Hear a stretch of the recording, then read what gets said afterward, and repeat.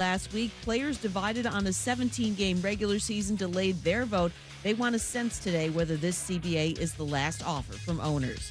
Heisman Trophy winning quarterback Joe Burrow said he won't throw at the NFL Combine this week. Likely will throw at LSU's Pro Day April 3rd. Burrow also addressed speculation he won't play for the Bengals should they draft him first overall in April. He says whoever takes him, he's going to show up.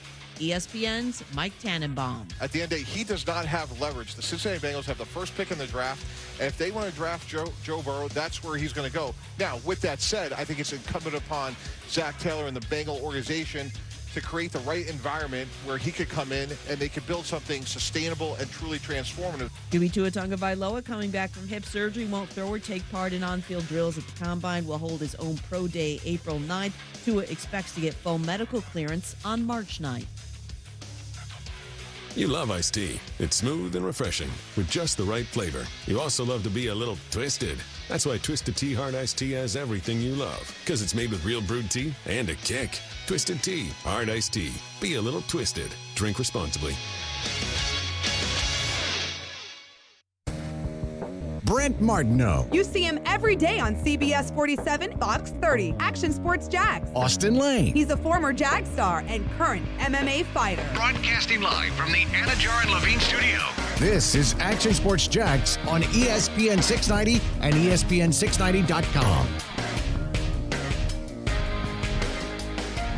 Hey everybody, welcome to Indianapolis, Indiana NFL Combine 2020. Action Sports Jax on the road once again here on ESPN 690, or at least some of us are. Another guy has to train and get ready for a big fight coming up next week. That's what we don't do. He's already trained here before, and that is, of course, Austin Lane, back in the Action Sports Jax studios.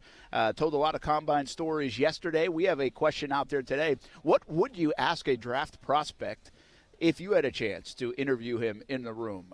Maybe an outside of football kind of question that would make sense, unlike the ones Austin Lane told us about yesterday. Yeah. That don't seem to make a lot of sense. What's up, man? How you doing? I'm doing fantastic, man. Just another day, another dollar. How are things in Indianapolis? Yeah, by the way, that's like a quarter for you, not a dollar. Oh, wow. Okay.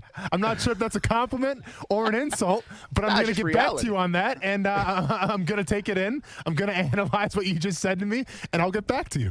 It's just reality, man. Okay. Hey, we're having a great day here. It's a rainy day, cool day, of course, much like you'd expect in the Midwest here in February, but having a good day. We talked to Doug Marrone, Dave Caldwell, a lot of different Jags topics to get to. I did just have some of the great shrimp cocktail, from the St. Elmo's Steakhouse. Now, it's not really the steakhouse. We just went to lunch at a burger place that's owned by the same folks. And so we had a great burger, but we also got the shrimp cocktail because it's owned by the same folks, and it's legendary, right, at St. Elmo's in Indianapolis. And it is good. And, by the way, my voice should sound good. My sinuses are clear. Sure. And I'm ready to rock and roll, so I'm doing well. All right, listen. When you say shrimp cocktail, and you're not the first person to ever say that they have a really great shrimp cocktail. I get it. I've never had it there. But my question to you is, what makes it so special? Because I feel like shrimp cocktails are shrimp cocktails. Like, yeah, you can have bad shrimp cocktails, but can you really have an above and beyond just fantastic one? Is it the quality of shrimp, or is it the cocktail sauce that really puts it over? It does. I don't even taste the shrimp. It's all about the cocktail sauce. Just marinating in cocktail sauce? Yeah, Okay. I don't even know if it was shrimp. Okay. But it definitely is all about the cocktail sauce. Okay. So anyway, things did get a little spicy here for the Jacksonville Jaguars. How do you like that transition? I like that a lot. A couple of things. Here's where we have a bunch of different topics when it comes to the Jags.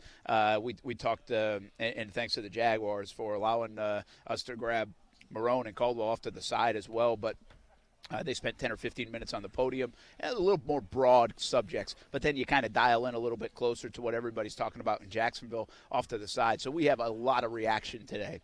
But we're going to break it down, and really I've got a couple of days and really a week if we want to break it down, some of it. But we're going to highlight some of the big things today. And I'm going with this. And you tell me if I'm right or wrong, but here's what I think we're doing. We're going to talk Gardner Minshew and Nick Foles. The thoughts on those guys 2 months after they said it would be an open competition. Where does it stand right now, even though it's been pretty much of a quiet period for players and coaches getting together? Also, Yannick Ngakoue, where is that? And the Jaguars have made a conscientious decision. Not easy to say fast. But they have said, we're not doing this in the public eye. really interesting to me because that was noticeable from Dave Caldwell. We love the guy, but we are not negotiating this thing through the public, through the media, through the fans, all of that. They're going to keep it tight until they have something to share on this topic. And you know what's interesting is we were told the same thing at the Super Bowl from Maurice Jones-Drew. That's what he advised Yannick Ngakoue to do. So by doing that, I think they avoid this thing getting super muddy, at least publicly, where they are trying to, we know, repair that relationship that certainly seemed fractured over the last 6 or 7 months. Found that interesting. But their love for Yannick Ngakoue really was professed today as well. What does that mean? Can they get to the number? Can they get a deal done? Will they franchise tag? All those questions to follow. And then one other thing. Austin, if I ask you, or if you get asked, let's just say this, if you get asked in Jacksonville, take away the quarterback spot and take away the business side, but year after year, week after week, off-season, in-season, if there's a topic of conversation about a position on the football team, where does that usually go, excluding quarterback? Oh, man. What position? Yeah. What position do people ask you about? People say, they got to fix this. They got to fix this. They're terrible here. Yeah. They got to fix it. I would probably say, after this past season, Brent, I would say defensive line, just because from set aside from Josh Allen and obviously Yannick Ngakoue, let's be honest, man, their abilities in the run game were very porous. So I would say I'd probably get asked more of what's going to happen with the defensive line. Well, that's interesting. Well, you might, because you're a defensive line by trade as well. Point. So you might get that, and that's fair enough. I'm glad you answered it sincerely. You didn't hit the home run answer I was looking for. Sorry, man. I'm just being honest. I'm just going by what I talk about at the YMCA every single day and other things. Hey, that's fair, baby. Yeah. I don't have the true pulse. The one I get all the time, and I think people talk about all the time, and we get calls on this, and it's not just last year. This one's year after year, and that is the offensive line. And the offensive line is always this eyesore. Remember Andrew Norwell and he can't do anything, and Cam Robinson. They're going to have to draft a left tackle. And well, I've told you this before on the show. They don't feel like the fans feel about their offensive line. They have much more confidence in their offensive line than the fans have in the offensive line. And I always found that interesting, and more recently, especially as you head into a draft where you have 2 picks in the top 20, and that's where you can get big guys and offensive linemen. Well, today they almost doubled down on it because Marrone professed how he felt about that offensive line, and it was good. And I even phrased the question. You'll hear it. I say to Dave Caldwell, I say, hey, there's a huge disconnect here. The fans don't like your offensive line. In fact, nobody seems to. But you guys seem to really like it. And so we'll get his response to that. So those are the big 3. I thought, obviously, Foles Minshew, Jan's situation, and the offensive line, because I think it's one where the fans are like, you guys don't know what the heck you're doing. And meanwhile, in the building, they're like, we kind of like what we got. Yeah. You can sit there and say, hey, if you get rid of A.J. Boye, there's a hole at corner. And inside the building, they'd say, there's a hole at the corner spot. We got to find out who's going to fill it. And the fans will be like, there's a hole at the corner spot, and they got to find out who fills it. So they're on the same page. I'm just telling you, the offensive line, they are not on the same page. Fans and inside. Sure. And so much so, I think it points to what they may or may not do in the first round of the NFL draft. This is what I'm really getting at. What are they going to do over the next 2 months to help make their football team better? They have 2 picks in the top 20. And I'm telling you, after today, I'd be stunned if they picked an offensive lineman with any of those first-round picks, Austin. Once again, though, is some of this, is this gamesmanship? Or do you actually take them at the word there? Because you're at the NFL Combine. This is really the first chance where it's kind of like everyone under the same roof, seeing all the prospects and everything. Jaguars have 2 first-round picks. How much of this to you is a little just smokescreen to try to maybe influence some decisions that happen in the draft? I don't think it's a smokescreen, and here's why. And I've said it before on the show. They like their offensive line. This is not new. This is not new information for me. This is not something that they have been griping about for the last however many months. Now, do they want better play? Could they have better play? Do they need more out of Cam Robinson? Do they hope he's healthier? All those other things. Yeah, absolutely. But they have liked their offensive line. They do like their offensive line, and they believe their offensive line has performed better than people outside the building thinks it has performed. That's reality. And I think it's an interesting disconnect. Listen, nobody around the NFL, and I've said this on the show before, nobody around the NFL loves their offensive line. outside of maybe the Indianapolis Colts here in the Midwest, and also the Dallas Cowboys over the years, who have put together a really nice offensive line. Nobody seems to love their offensive line. Maybe Baltimore does now too, but you get my point, right? I mean, it's hard to find 5 players that are really good, that are 300-plus pounds, that can move and play the position the way you need to play it. And all teams struggle with that. The Jaguars have really struggled with that. And I just feel like it's interesting to hear people who are making the decisions in the building say, you know what? We kind of feel like we're all set. Meanwhile, everybody else is like, oh, gosh, here we go again. Like, I think if there is not offensive line movement after the April draft or going into the season next year, people are going to be like the same reaction they had to why is Dave Caldwell and Doug Marrone still in Jacksonville? They'll be like, what do you mean? We're not changing anything? And they'll say what? They'll give you the quote that you give and Wayne Weaver once gave, and what's the definition of insanity? Yeah. It's doing the same thing over and over again. Yeah. And so it's a fascinating conversation to me. So we'll have a little bit of it, and you'll hear from those guys on why they believe the offensive line is better than most people think. Listen, and I'm just going to say this. With Cam Robinson, was he banged up last year a little bit and still trying to work his way back into feeling 100%? Possibly. Obviously, the coaches, the staff know a lot better than I do. All I know last year is that if it was 4th and 1, I had zero confidence in the Jacksonville Jaguars getting a 4th and 1 if they ran the ball, okay? And if you break that down team by team in the NFL, and you can say that, it means, guess what? They're probably not a good offensive line, right? Like, if the 49ers had a 4th and 1, all day they're making that. If the Ravens had it, if the Tennessee Titans had a 4th and 1, 9 times out of 10, Derrick Henry's going to lower his shoulder, that offensive line's going to get the push, and they'll convert the first down. So whether it's a technique issue, whether it's a discipline issue, or whether it's an identity/attitude issue, to me, there was something wrong last year with the Jacksonville Jaguars offensive line. Now, if you're Doug Marrone, who's a former offensive line coach himself, who's used to using that position, well, then you have to look at yourself and say, if we do indeed have the talent like you think we do, then how do we coach these guys differently? How do we get these guys ready to have the identity, to get off the ball, to get that push, and to help the running game out? And I guess time will tell. And all that you just said, by the way, with a running back who performed pretty well last year.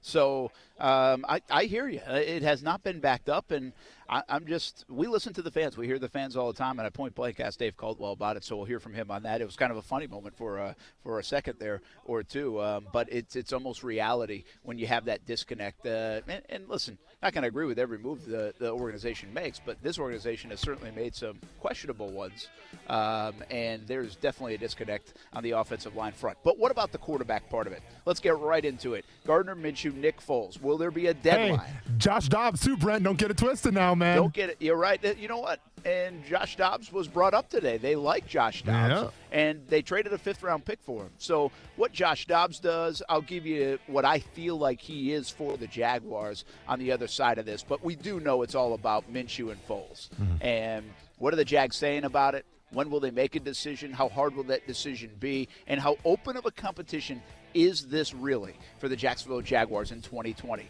We're live at the NFL Combine, Indianapolis, Indiana. Action Sports Jacks on the road once again on ESPN 690. Jump in the conversation, 904-362-9901 or star 690. Action Sports Jacks with Brent Martineau on ESPN 690 is brought to you by Best Bet Jacksonville and Orange Park. Now, the First Alert Forecast on ESPN 690. Remember, the umbrella today is rain will be on and off, but mild temperatures reaching the 70s. Join me beginning at 5 p.m. for CBS 47 and Fox 30 Action News Jacks from the First Alert Weather Center. I'm Chief Meteorologist Mike Burrish. The Weather Center is brought to you by Beards Diamonds, where for a limited time, 0% financing store-wide. Find out more at beardsdiamonds.com. The Players' Championship is almost here. Hey, everybody, this is Brent Martineau. Do you have your tickets yet? Win a couple of weekly Captain's Club tickets and a shopping spree in the new PGA Tour fan shop with me. Yeah, I'll dress you for the Players. Enter to win right now on the contest page on ESPN690.com. Win tickets to the Players' Championship and a shopping spree at the Players' Championship from ESPN 690. You've heard me talking about the good folks at Zero Res Carpet Cleaning, but have you seen what other people are saying? Just Google Zero Res Jacksonville, read the customer reviews, over 2,800 reviews with an average score of 4.9 stars. That's out of 5. Zero Res has a patented process. It cleans carpets without using any soaps, no detergents, no shampoos, and that means you won't have any sticky residue left behind. That means your carpets will stay clean longer. Add to that a team of technicians that have been named #1 in the country for 3 years in a row, and you have the winning combination. Zero Res can clean your carpets, upholstery, area rugs, tile, grout, granite countertops, and much more. And right now is the time to call Zero Res because they're offering the hottest price of the year. You get 3 rooms of carpet clean for only $99. 3 rooms, $99. This offer is only good in February. Call Zero Res at 904-287-5727. That's 904-287-5727. Zero Res spelled forwards or backwards. It's the right way to clean. Tax problems can be extremely stressful and cause financial devastation. The tax attorneys at J. David Tax Law are right here in Jacksonville to be your personal advocate and resolve your IRS or state sales tax issues. J. David Tax Law focuses on your needs and case outcomes. Don't be fooled by these big out-of-town tax companies that only focus on getting you to sign up and pay without even working with an attorney. At J. David Tax Law, only highly experienced tax attorneys will represent you. Get the help you need with tax debt, payroll taxes, bank levies, wage garnishments, tax liens, and unfiled returns. If you have federal or state sales tax debt, have a sit-down with J. David Tax Law. Your first step is a no-cost consultation. Call J. David Tax Law at 904-507-4777, 904-507-4777. Peace of mind only a click or phone call away, 904-507-4777, or go to jdavidtaxlaw.com. It's a leap year, so leap into savings now at your neighborhood Ace. Wild Delight Birdseed, your choice of 3 blends, just $9.99 each. In colder weather, high-energy suet is an especially good bird food. Now 69 cents per packet at Ace. Fertilome weed and feed for St. Augustine grass, just $19.99 per bag. For fertilizers, garden soil, potting mix, mulch, and more, shop your nearby Ace Hardware. Find great deals and the location nearest you at acehardware.com. Sale ends March 2nd. Ace is the place with the helpful hardware, folks. Be bold, Jacksonville, whether you need to be cold or hot. Bold City Heating and Air will help, like they did with my home. Hey, everyone, this is Brent Martineau. Bold City Heating and Air has a good reputation. Clean, professional, and honest AC service. Right now, there's a $49 winter maintenance special. Keep your AC running efficiently and lower electric bills. Your AC is your biggest monthly utility expense, so make sure it runs effectively. Be bold and call Bold City Heating and Air, 904-379-1648, or visit boldcityac.com.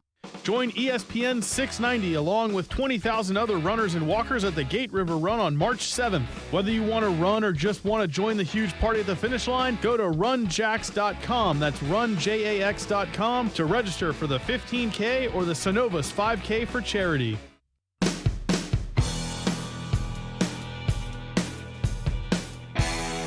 Now, back to Action Sports Jacks on ESPN 690 and ESPN690.com. Hey, welcome back to Indianapolis, everybody. Action Sports Jacks on ESPN 690, the NFL Combine, and it is underway, and it's a long week. It's not just today. Tomorrow we'll be here those couple of days, but the actual festivities, if you will, the drills, will be in prime time for the first time. That starts on Thursday night, so that's when the bench press and the 40 and everything inside of Lucas Oil Stadium will take place. Some of that will take place right here. We're in the convention center, which is right across the street from Lucas Oil Stadium, but that's kind of what is happening. Interviews, medicals, everything Austin explained yesterday and has explained before about the NFL Combine that he took part in back in 2010. Well, it's underway. And today is what I like to call podium day because that's when all the GMs and head coaches and some of the players also took to the podium, answered questions. From a player perspective, as we bring in Action Sports Jacks Austin Lane back in Jacksonville, it's not that different than the Senior Bowl. You know, we were in Mobile, Alabama, and like we heard from Van Jefferson, a lot of the similar lines of questioning for Van Jefferson, the Florida Gators wide receiver, than when we were at the Senior Bowl as well, Austin. So I don't really think a whole lot has changed for them. We know that they're about to go through a different part of the interview process, and they spent the last few weeks probably prepping for, okay, how do I run my 40 a little faster? How do I do the cone drill? How can I the bench press? Whatever that might be, getting ready to perform well here if they are going to perform. But from a grand scheme standpoint, I'm not really sure much changes from the Senior Bowl to the Combine for a player that is about to enter the draft. No, I mean, obviously from, I guess, the media perspective, I would say it's about the same. To be fair, when I was at the Combine, I didn't have my own podium, so I'm not really sure what that was all about. You were a table guy. I was definitely a table guy, and maybe like one guy from the Milwaukee Journal-Sentinel came up to me, and that was about it. So it was pretty low-key for my Combine experience in terms of the media. But as far as just like, you know, the scouts and all those interviews, see, to me, I was in a unique circumstance where at the Senior Bowl, I got in late. So I essentially missed the interview time, right? Because I ended up getting to the Senior Bowl in Mobile. I think I got there on a Wednesday or a Thursday. So I literally had like 2 days of practice, didn't have any kind of interviews, and then I was playing. So like, the Combine for me was kind of the crash course and for all the interviews and for teams to try to get a feel for me, just because number one, I was a small school guy, and number two, obviously I didn't do this stuff at the Senior Bowl. Yeah, that makes sense. And now listen, we talked about it. How will they perform? I think it's important, but I don't know if it's like ultimately that important. I think the interviews and that game tape are the most important things about what they have done and what they are doing this week. The medicals you can throw in there as well. I think these drills I would put 4th or 5th on the list of importance in this whole process for a draft prospect, although DK Metcalf, I mean, isn't that show it a little bit, though? DK Metcalf last year stole the show here, right? He was a beast. I mean, he looked like the Terminator, and that didn't do anything for him. He actually still slipped out of the first round. And then he becomes a very good player in his rookie season. So that, to me, almost proves that how much do the drills and performing and being a star at these drills really matter? See, for the most part, Brent, they don't. But at the same time, every once in a while, there is the outlier, right? Like, I mean, just take any Oakland Raiders draft from like the early 2000s to like when I got drafted. You know, with Al Davis, that guy was a sucker for speed. So usually the fastest receiver, the fastest corner was probably going to the Raiders. So they did help there. But like, I'm reminded back in 2015 of a guy by the name of Byron Jones. Byron Jones, small school guy out of Connecticut, okay? And at the time, going into the Combine, I think he was like maybe a late to second rounder to third rounder. Not really a first round guy. The guy comes out, broad jumps at 12.3, sets a world record. And boom, all of a sudden he does that. Cowboys take note, and he's a first-round pick. So I think the whole thing with the Combine is it's hard for you to hurt yourself, right? Like if you show up and maybe you look a little sloppy, you added a little weight at the weigh-ins, maybe. If you have just an atrocious 40 time, which is like nowhere near what you expected to run, then possibly. But what the Combine does, especially from the drill aspect, is that it kind of sets you apart where if you do something freakishly well, it's going to put you up there to be on teams' radars maybe a little more, right? Like Byron Jones comes out, jumps at 12.3. All of a sudden the Cowboys are like, who's this Byron Jones guy? We have to watch some more film on him. You see his college film, and it's like, oh, this guy's definitely a first-round pick for sure. Yeah, it's a good point. Very good point there. And who knows? Does DK Metcalf go in the third round if he doesn't have this good a performance? I guess you could make that case.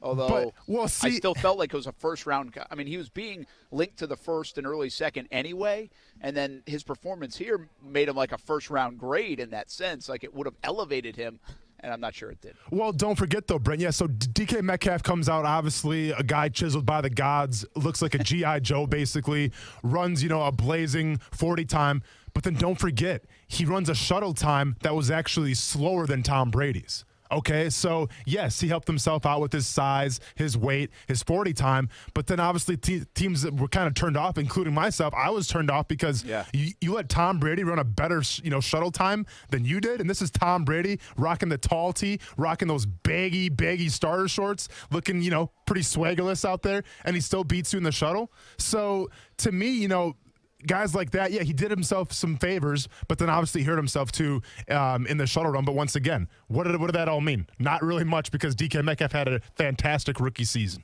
Yeah, he sure did. All right, let's talk about a guy who also had a fantastic rookie season, Gardner Minshew. Jaguars are in a pickle. They have a quarterback that they paid 4 years, $88 million. He'll go into year 2, and Nick Foles. They have a young quarterback who they like, who is a mega star potentially off the field. And on the field, and they don't really know what he is fully. So that's the situation in Jacksonville. Do they ride with Gardner Minshew and try to say, hey, see what this kid has? Or do they go with Nick Foles and say, you know what? He just didn't get a fair enough shake. He was hurt, and that was just a miserable year for him, but we still like this guy.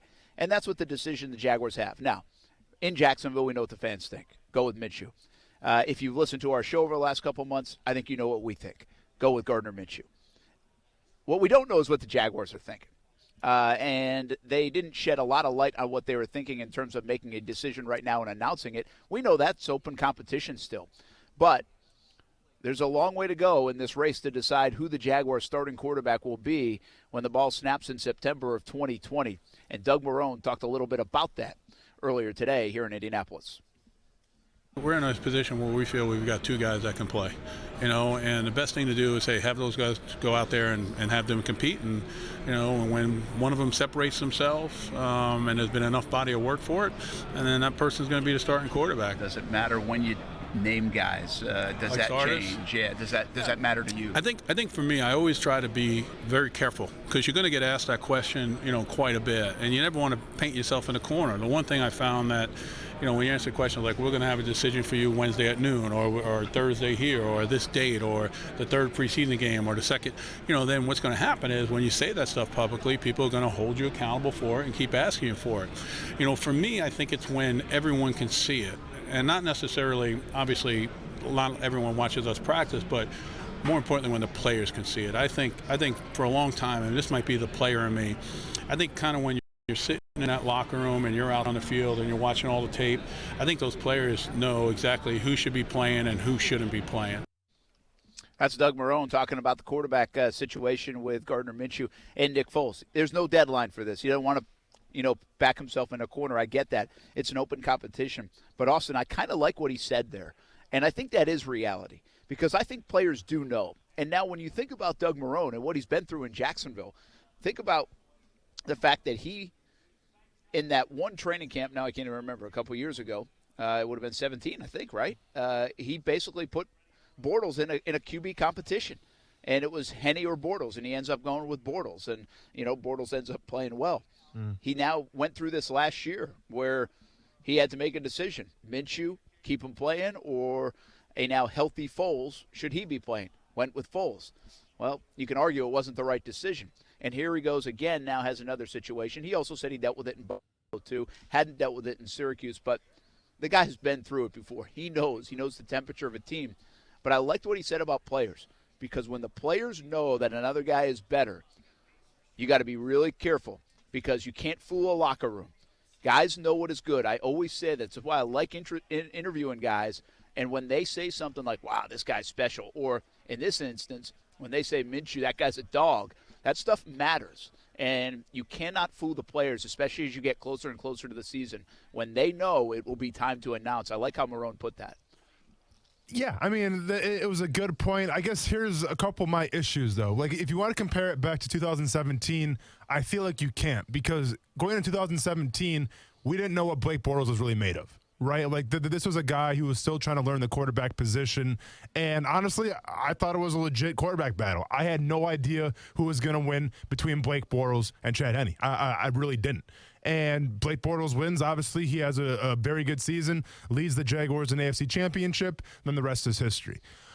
I think with this past season, it's interesting, right? Because truth be told, Brent, I'm kind of shocked that Doug Marrone has come out and said that there's going to be an open battle between Minshew, between Foles, and between Dobbs. Now, obviously with Dobbs, I think it's a little more of just, optics where, yes, you spent a fifth-round pick on him, so obviously that guy gets a fair shake just like everybody else. I understand that standpoint of it.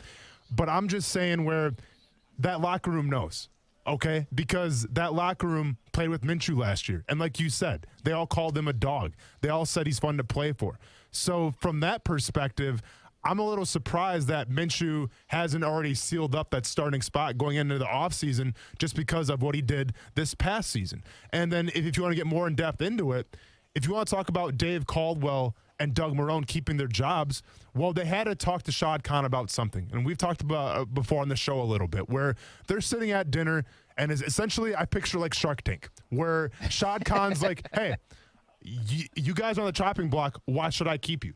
And maybe they bring up, well, we got Logan Cook. Nope, next. Okay, well, we got Josh Allen.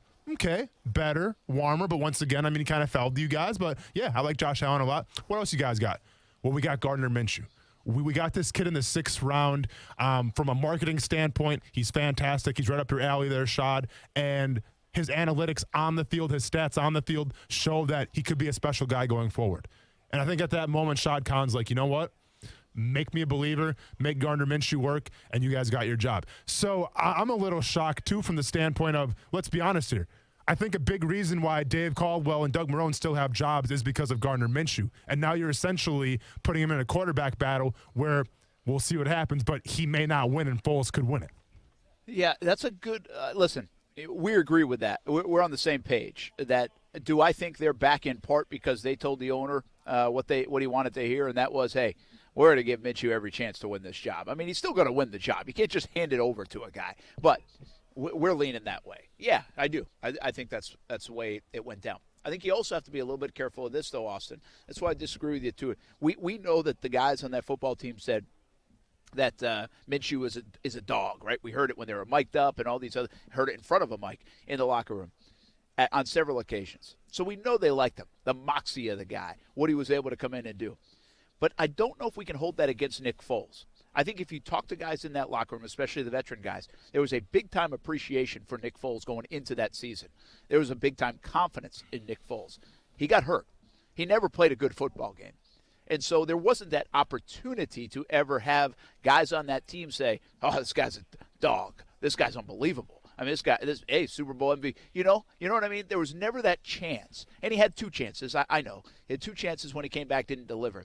But there was never really that chance for Foles to convince the locker room or us to hear from other players to say, wow, look at that guy, other than the preseason and what he had done in the spring and everything leading up to the year. And we do have to remind folks that was all positive. This team was bought in to number 7. They were bought into Nick Foles being the guy. The question is, did Minshew now knock that off everybody else, and now everybody believes in Minshew?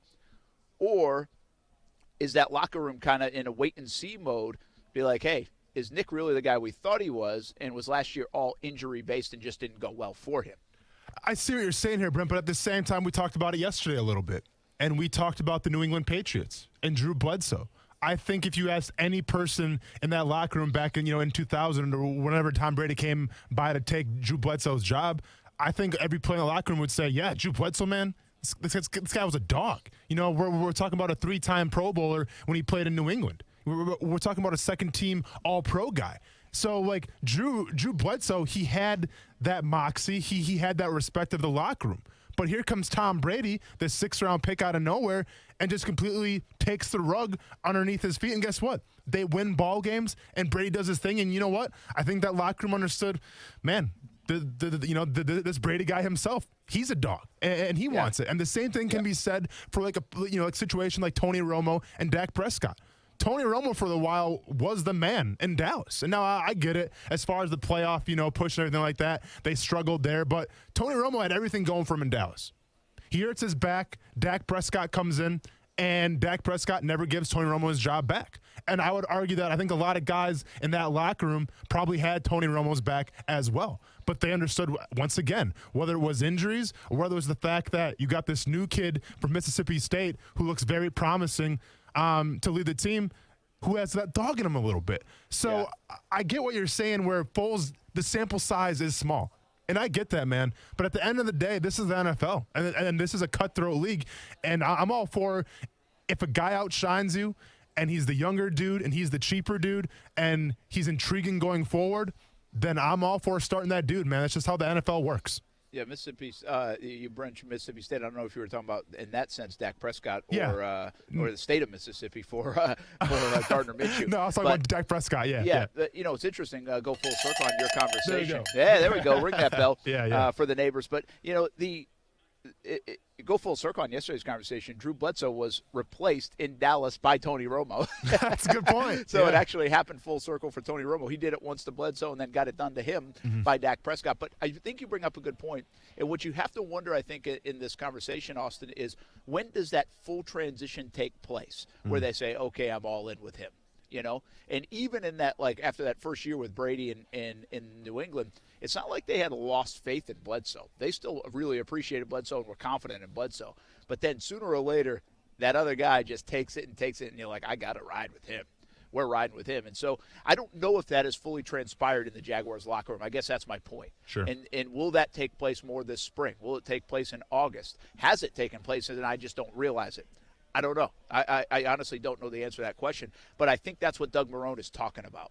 I think that when he sees that, he'll know that the answer is right in front of him, and it's time to make a move, and we're not going to fool anybody anymore. All right, Dave Caldwell, Jaguars general manager. We also talked to him about the quarterback situation, and there's a lot to think about from a dollar standpoint. Remember, Foles is making a lot of money. Obviously, Minshew is not, but can you have a $15 million backup QB?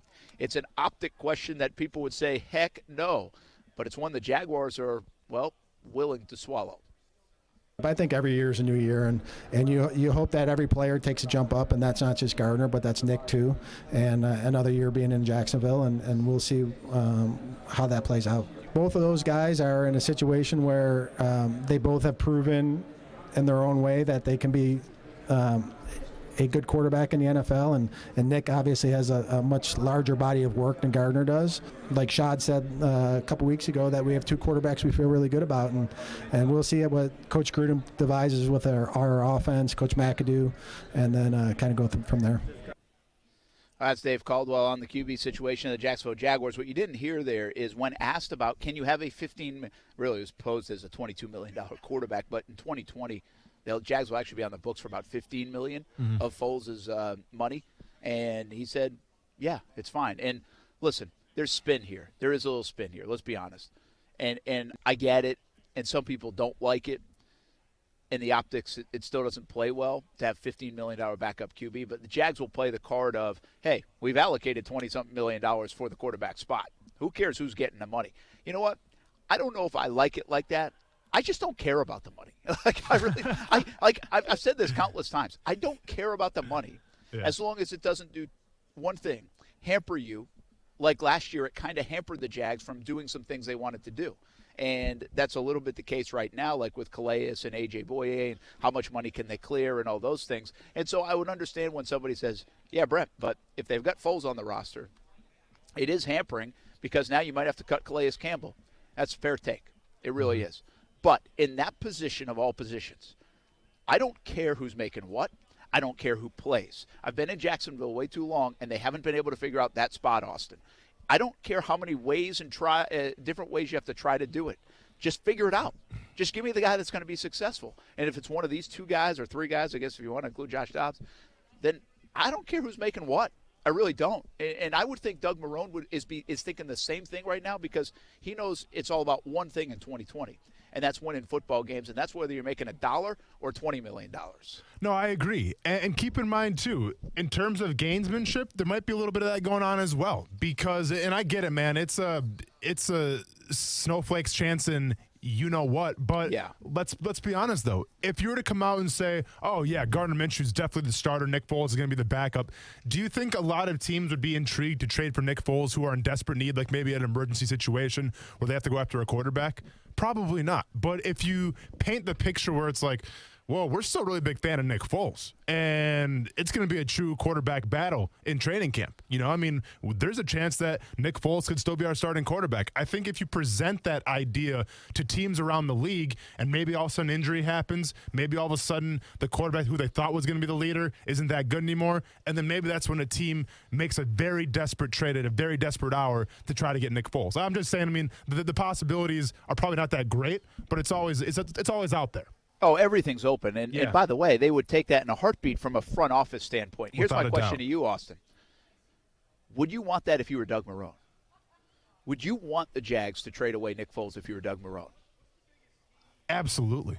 Because, you would. Well, see, if I'm Doug Marrone, I would absolutely want that from the standpoint of, okay, for the first point, if I'm Doug Marrone, my job's on the line this year, right? Like, we thought it was on the line last year. He got a second chance. He got a second life. Hallelujah. He's back. Okay. So if I'm Doug Marrone, yes, I have to hit the right button, and I have to have the right starting quarterback out there. And like I've been very adamant about, I think Gardner Minshew is that quarterback. But now let's say going into the 2020 season, and let's say that Gardner Minshew maybe isn't that guy. Well, then it kind of points out, you know what? I may have made the mistake at the quarterback position. But if you take Nick Foles away from me, if you trade Nick Foles, well, then I don't have any excuses. It's either, well, I have Gardner Minshew here, or maybe Joshua Dobbs. And obviously, I'm probably going to start Gardner Minshew. So to me, it makes my job as a head coach maybe a little easier, because now you take away the big question. Who do you start, Foles or Minshew? And if you take that question away, it makes my job as a head coach a lot easier. Yeah, it's a great take. I just wonder, in my opinion, if I have to win this year, okay, I've got this security blanket of a guy I know can win football games. Like, I'm not going to the backup quarterback that nobody knows, the backup quarterback that's a journeyman, the backup quarterback that's making $250,000. Well, it's impossible. $2.5 million. Let's just say that. I got a guy that's won before. So if all fizzles out and I made the wrong decision with Minshew, I can pull the plug quick enough in late September, early October, and maybe rescue this thing. So I have that in my back pocket. That's why I asked you the question that way. Let's listen to Dave Caldwell talk about the dollar impact on the QB position. He spoke earlier with us here in Indianapolis. The way I look at it is by position group. We allocate an allotment per position group of what we want to budget for that position, and we're well under of what we would budget for that position between the two of the players. So it still enables, it doesn't prohibit us from signing other players or going out and getting a free agent, because that position group is actually a very good salary. Yeah, and I get what he's saying, Austin. I understand it, the allocation of dollars. And again, if you're allocating $16, $17 million for the quarterback spot in the NFL right now, you're doing all right. Sure. I mean, you really are. But given their situation, if I present it to you like, hey, we got to cut either A.J. Boye, Calais Campbell, or we could trade Nick Foles because we don't have that contract, well, what are you taking? Absolutely. So it does, depending on how you look at it, it certainly, with the Jags' current situation, could impact some of their football decisions that they are making. Although I will say again, I believe from Doug Marrone's standpoint, I want as many good football players on my team as possible. And when I have an unknown, which, by the way, the Minshew stuff is still an unknown. You may have confidence in it, but it's still an unknown. And if I have an unknown in that spot, I like the fact that I might have a security blanket that I could pull out of my back pocket in case I really need it and I'm on my 9th life. So, yeah, for sure. Which it might already be. But. Well, yeah, who you telling, man? I mean, if you're a cat right now, you're pretty nervous. I'm going to say it like this, though, Brent. No matter what button you press for your starting quarterback, to me, that's the button that's going to get you through to save your career. Because if you end up having to bring up a backup quarterback to start for you to try to salvage a season, 9 times out of 10 in those odds, I feel like you're not going to be back next season, because there's no way you can justify, all right, we're halfway through the season, we're not winning ball games, let's bring in the backup and try to salvage the season. I think if that conversation ever takes place in 2020, then I don't think you're going to see Dave Caldwell or Doug Marrone back. So to me, it's whoever the starting quarterback is, you have to roll with it. Now, obviously, barring a major injury, where you have no choice, that's a different story. But I'm saying due to the quarterback play, if you were to bench a guy and bring the other guy in due to quarterback play, odds are you're probably not going to be back next season anyways. Yeah, it's a good thought. I think folks listening to stay in Austin, and they're fist pumping right now. They're shaking their head. Like, yeah, that's it. Yeah. By the way, someone on social media said, damn, Austin back in the studio. Why you do that, Brent? Well, that's what I'm saying, man. I got no choice. The guy's got a fight coming up. Yeah, that's true. I mean, I can't find him a sparring partner here in Indianapolis, and I hate doing it. I got to be on TV. This face. Not enough makeup to hide some of those hits. Well, I appreciate you thinking of me, man. And listen, I would love nothing more than to go to the Wild Beavers, bar downtown Indianapolis. You ever been there yet? Hey, have you guys gone there? Which one is it? It's called the Wild Beavers Saloon. I've been to it before, not obviously this trip, but it was like 2 years ago. Fantastic time, man. Me and Joe Thomas jumping on top of tables, doing the robot. It's a fantastic scene over there. So I would love nothing more than to do that with you. But like you said, unfortunately, I have a fight coming up March 6th, so that kind of takes precedent over everything else right now. That'll probably not be Stuart Weber and me tonight. I'm just saying that. You never know. When we come back, we talk more football from the Combine. Action Sports Jacks on ESPN 690 rolls on. Your calls invited, 904 362-9901.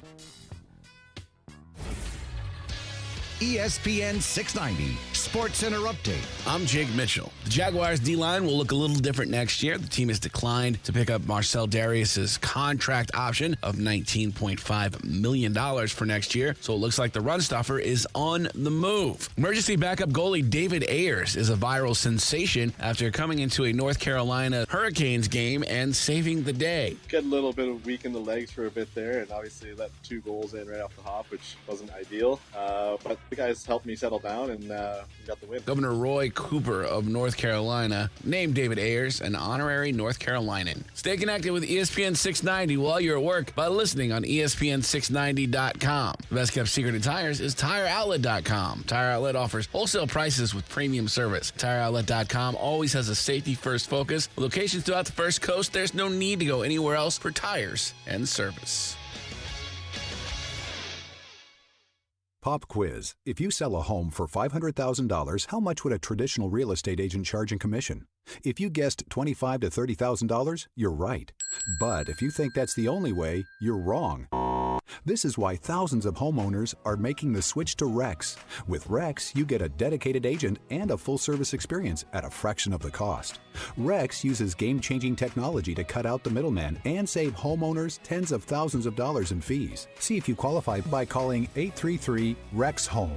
Remember, this is your home. Why give an insane amount of equity away to an agent? Rex offers the lowest fee in the industry without skimping on service. You'll work with an experienced real estate team with you every step of the way. Get the most out of your home. See if you qualify by calling 833-REX-HOME. 833-REX-HOME. Florida, CQ 1057788. Minimum fee may apply. Not licensed in all 50 states. Visit RexHomes.com to see if Rex is available in your area. Rex fully supports the principles of the Fair Housing Act and Equal Opportunity Act. It's happening, people. Our friends at Arlington Toyota are getting a brand new state-of-the-art showroom. And that means the old stuff is coming down, and so are Arlington's prices. I'm talking up to 50% less on remaining 2019s and even 2020 models. How about a 2020 Toyota Corolla? It's not $18,095. Now it's only $14,991. That's $14,991 for a pre-owned 2020 Toyota Corolla at Arlington. And if you've got to have a 2019 Toyota RAV4, it's not $24,195. No, now it's $21,581. Just $21,581 for a pre-owned 2019 Toyota RAV4 at Arlington. Plus, you get the Arlington Toyota $5,000 Advantage Club, which includes a lifetime warranty with unlimited time and miles with your purchase. Construction is underway and prices are coming down at Arlington Toyota. So get in today and pay up to 50% less on remaining 2019s and even 2020s. 10939 Atlantic Boulevard and online at arlingtontoyota.com. Visit arlingtontoyota.com/construction sale for offer details. Hey, boss, have you heard? More dirt about the Ding Dong Doorbell Company. Uh-oh, what is it now? Get this. Some software engineer for the parent company has called for the immediate and permanent shutdown of the company because of privacy issues. Whoa, this is huge. Yeah, you just can't keep track of all the hacking stories. Oh, and they just fired employees for spying on customers. You realize this is bad news for us crooks, right? What do you mean, boss? Think about it. When these Ding Dong Doorbell customers finally get fed up, they could end up going to SafeTouch. Oh, no. Yeah. Once folks compare the cheap, unreliable, and vulnerable DIY system to a SafeTouch system, then we've lost them forever. Boss, we gotta hope this Ding Dong Doorbell Company stops messing up. Exactly. Because we gotta stick to the Crooks Are Us motto. Stay away from SafeTouch houses. Crooks know to stay away from SafeTouch houses. Hi, I'm Lester Jackson, president of SafeTouch Security Systems. No one beats our technology or our price. Call SafeTouch today at 888-723-8682 or go to safetouch.com. State license number EF233. Be bold, whether you want to be cold or hot. Bold City Heating and Air will help. Hey, everybody, this is Brent Martineau. I needed a new air conditioning system last summer and called the good folks at Bold City Heating and Air. It was worth the call. A competitive price, good communication, fantastic service. A new system is a big investment for your family. You want a good experience. My family had that at Bold City Heating and Air. You can too. They will help you design the perfect system for your home while staying within your budget. Be bold and give Bold City Heating and Air a call or visit boldcityac.com. Hey, everybody, this is Brent Martineau. My family and I invested in a Kinetico system from CGC Water a while ago, and we're so glad we did. The team at CGC Water makes it so easy to get the best quality water running through my entire home and the best tasting drinking water right at my sink. and it even makes the coffee taste better. Do yourselves a favor and start the new year off right. Financing options available with approved credit. Call 904-694-2424. Tell them Brent sent you or visit cgcwater.com, your local authorized independent Connecticut dealer. A family dinner, a birthday party, or maybe it's lunch. Make Renna's Pizza part of your plans. Want a fresh one? Renna's has fresh ingredients and fresh food throughout the menu. And the pizza is so good. Hey, everyone, this is Brent Martineau. We love bringing the show to Renna's Pizza. Find your way to Renna's Pizza. Renna's has you covered with 5 locations in Northeast Florida: Marsh Landing, Bay Meadows, Argyle Forest, San Jose, and Neptune Beach. Renna's Pizza. Hey, race fans, NHRA Mellow Yellow Drag Racing returns to Gainesville Raceway March 12th through the 15th with the Amalie Motor Oil NHRA Gator Nationals. Watch the pros battle side by side at over 330 miles per hour. Come out and join the Seal Master Track Walk on Sunday morning and hang out in the fan zone during pre-race festivities. Don't miss this free opportunity. Get your seats now at NHRA.com. NHRA Mellow Yellow Drag Racing March 12th through the 15th, Gainesville Raceway. Speed for all. Hey everybody, it's Brent Martineau from Action Sports Jacks. There's a good chance you have a smart speaker, so use it with ESPN 690. Stay up to date on the Jags and all things sports by telling Alexa or Google to play ESPN 690. It's as easy as that. Make sure you listen weekdays 3 until 6 p.m. on ESPN 690.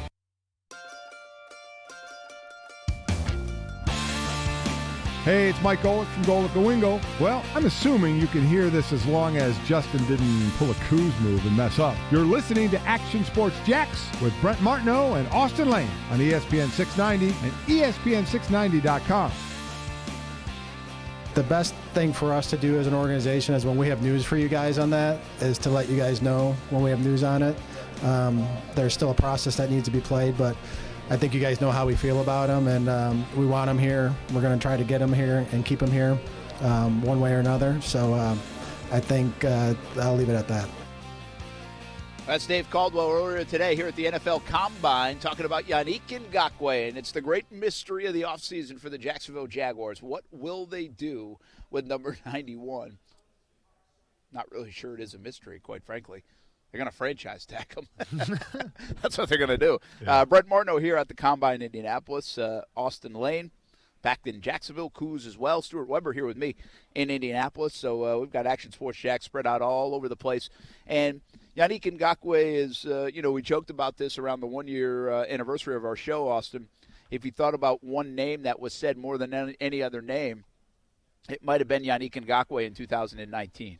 We had so many discussions about him. Well, that's not stopping. Mm-hmm. The discussions are only escalating with a wait-and-see approach because until 12th and the Jaguars designate the franchise tag to Yannick Ngakoue, nothing is really going to change. We are not going to know too much in terms of the discussions going on. I don't think there have been many discussions going on. I don't think the Jaguars are as turned off on occasion as they were back in September and late August of last year. I think they'd like to open up those channels again. But now you really have to wonder, because of what Yannick Ngakoue has said, what he has done on social media in terms of tweets or Instagram, how much he really wants to be here. And it's crystal clear he doesn't want to be here right now. So the question to me is, can you change his mind? Can you do something to win him over and see a different way of, hey, listen, that thing was messed up.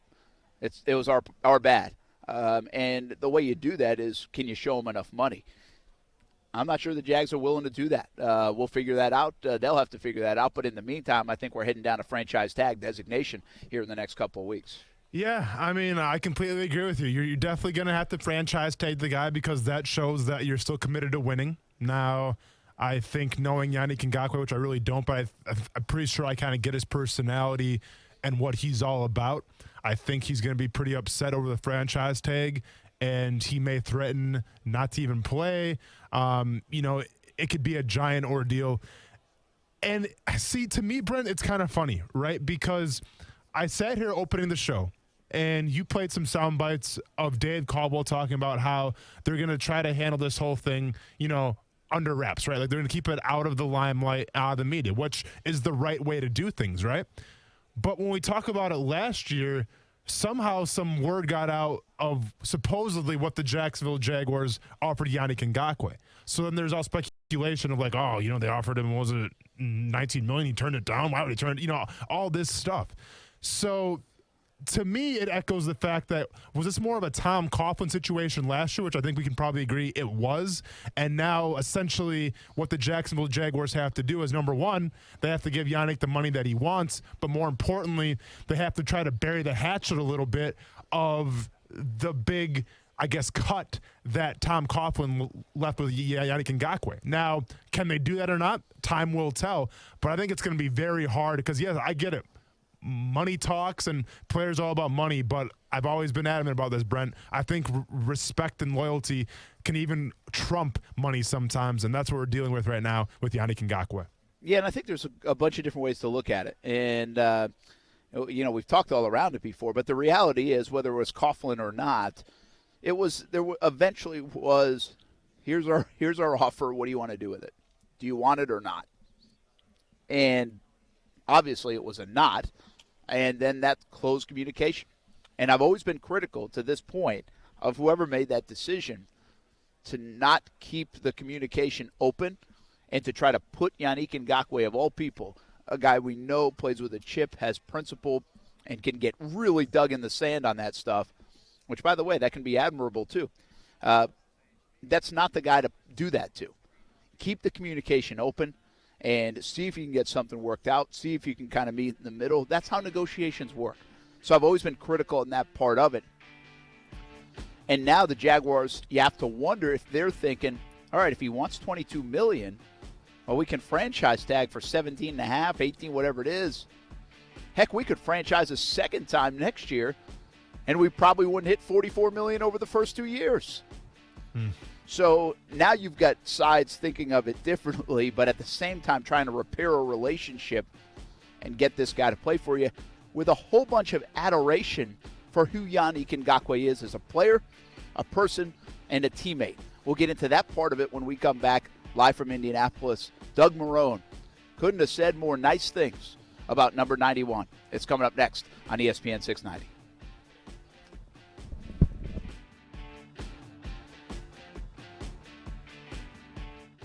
One more regular season game for the UNF men's basketball team. Hey, everybody, this is Brent Martineau, and this is your Swoop Minute. UNF went 1-1 last week, putting them at 19-11. Overall, 12-3 in the A-Sun. Ospreys with a chance to get their 20th win of the season on Thursday at Stetson. Tip-off at 7 p.m. Then the A-Sun championship looms. Women's basketball team is 5th in the league at 14-13, 7-7 in A-Sun play. Jazz Bond set the program record for blocks in a game with 7 against Lipscomb on Saturday. Beach volleyball played in its first ever matches at the Cooper Beach Volleyball Complex this past weekend. UNF played 3 ranked opponents in Georgia State, FIU, and FAU, picking up a sweep of Mercer. Swimming, North Florida finished in 5th place at the CCSA Championship, its best finish since 2012. Softball, UNF softball went 3-1 on the weekend, picking up wins against LIU, FAU, and Hofstra. Baseball, the Ospreys fell in each contest against Rutgers. For news, schedules, and results, go to UNFOspreys.com. I'm Brent Martineau, and that's your Swoop Minute. At Action News Jax, we're here for severe. When storms threaten, put your trust in the Action News Jax First Alert Weather Team, led by Chief Meteorologist Mike Burrish, rated the most accurate for the last 13 years. The First Alert Weather Team is the only team of certified meteorologists in the Jacksonville area. That means we have the most schooling and training to forecast and predict severe weather. And that experience will keep you safe from a storm. Action News Jax First Alert Weather on CBS 47 and Fox 30. It's the home of the Action Sports Jax Dream 18, and it can be your home course as well. The Golf Club at Southampton in North St. Johns County, located off County Road 210, family owned and operated, and a fun course to play. The Golf Club at Southampton offers club membership programs starting at just $79. With its elite practice facility and player-friendly golf course design, it will be your gateway to a great time with the family or with your buddies. Become a member in 2020. For more information, call the Golf Club at Southampton at 904-287-PLAY. The Home Depot has a secret recipe for new kitchen appliances, up to 40% off appliance special buys, like a stainless steel Whirlpool kitchen package for only $18.98. You get a side-by-side refrigerator, electric range, dishwasher, microwave, and for a limited time, over $1,000 off. Guess the secret's out. Save now on a Whirlpool kitchen, only at the Home Depot. How doers get more done. U.S. only, gas extra. See store for details, valid through February 26th. It's time for some straight talk. You know what a full court press is in basketball, right? Full defensive coverage with no holes. Well, that's the kind of coverage you get with Straight Talk Wireless. It runs on America's best 4G LTE networks, same as the big carriers, but just for a lot less. Just $45 a month gets you the unlimited plan with 25 gigs of high-speed data, then 2G, saving you up to half the cost of the big carriers. No contract. Full court coverage, half the cost. Straight Talk Wireless. Everything for less. Savings may vary. See terms and conditions at straighttalk.com. Broadcasting live from the ESPN 690 Anajar and Levine studios. Anajar and Levine Accident Attorneys. Call 904-600-4000. That's 904-600-4000. ESPN 690. Jacksonville's home for ESPN Radio. I'm Christine Lisi. Breaking news. The Yankees announced righty Luis Severino needs Tommy John surgery. He'll likely be sidelined the entire 2020 season.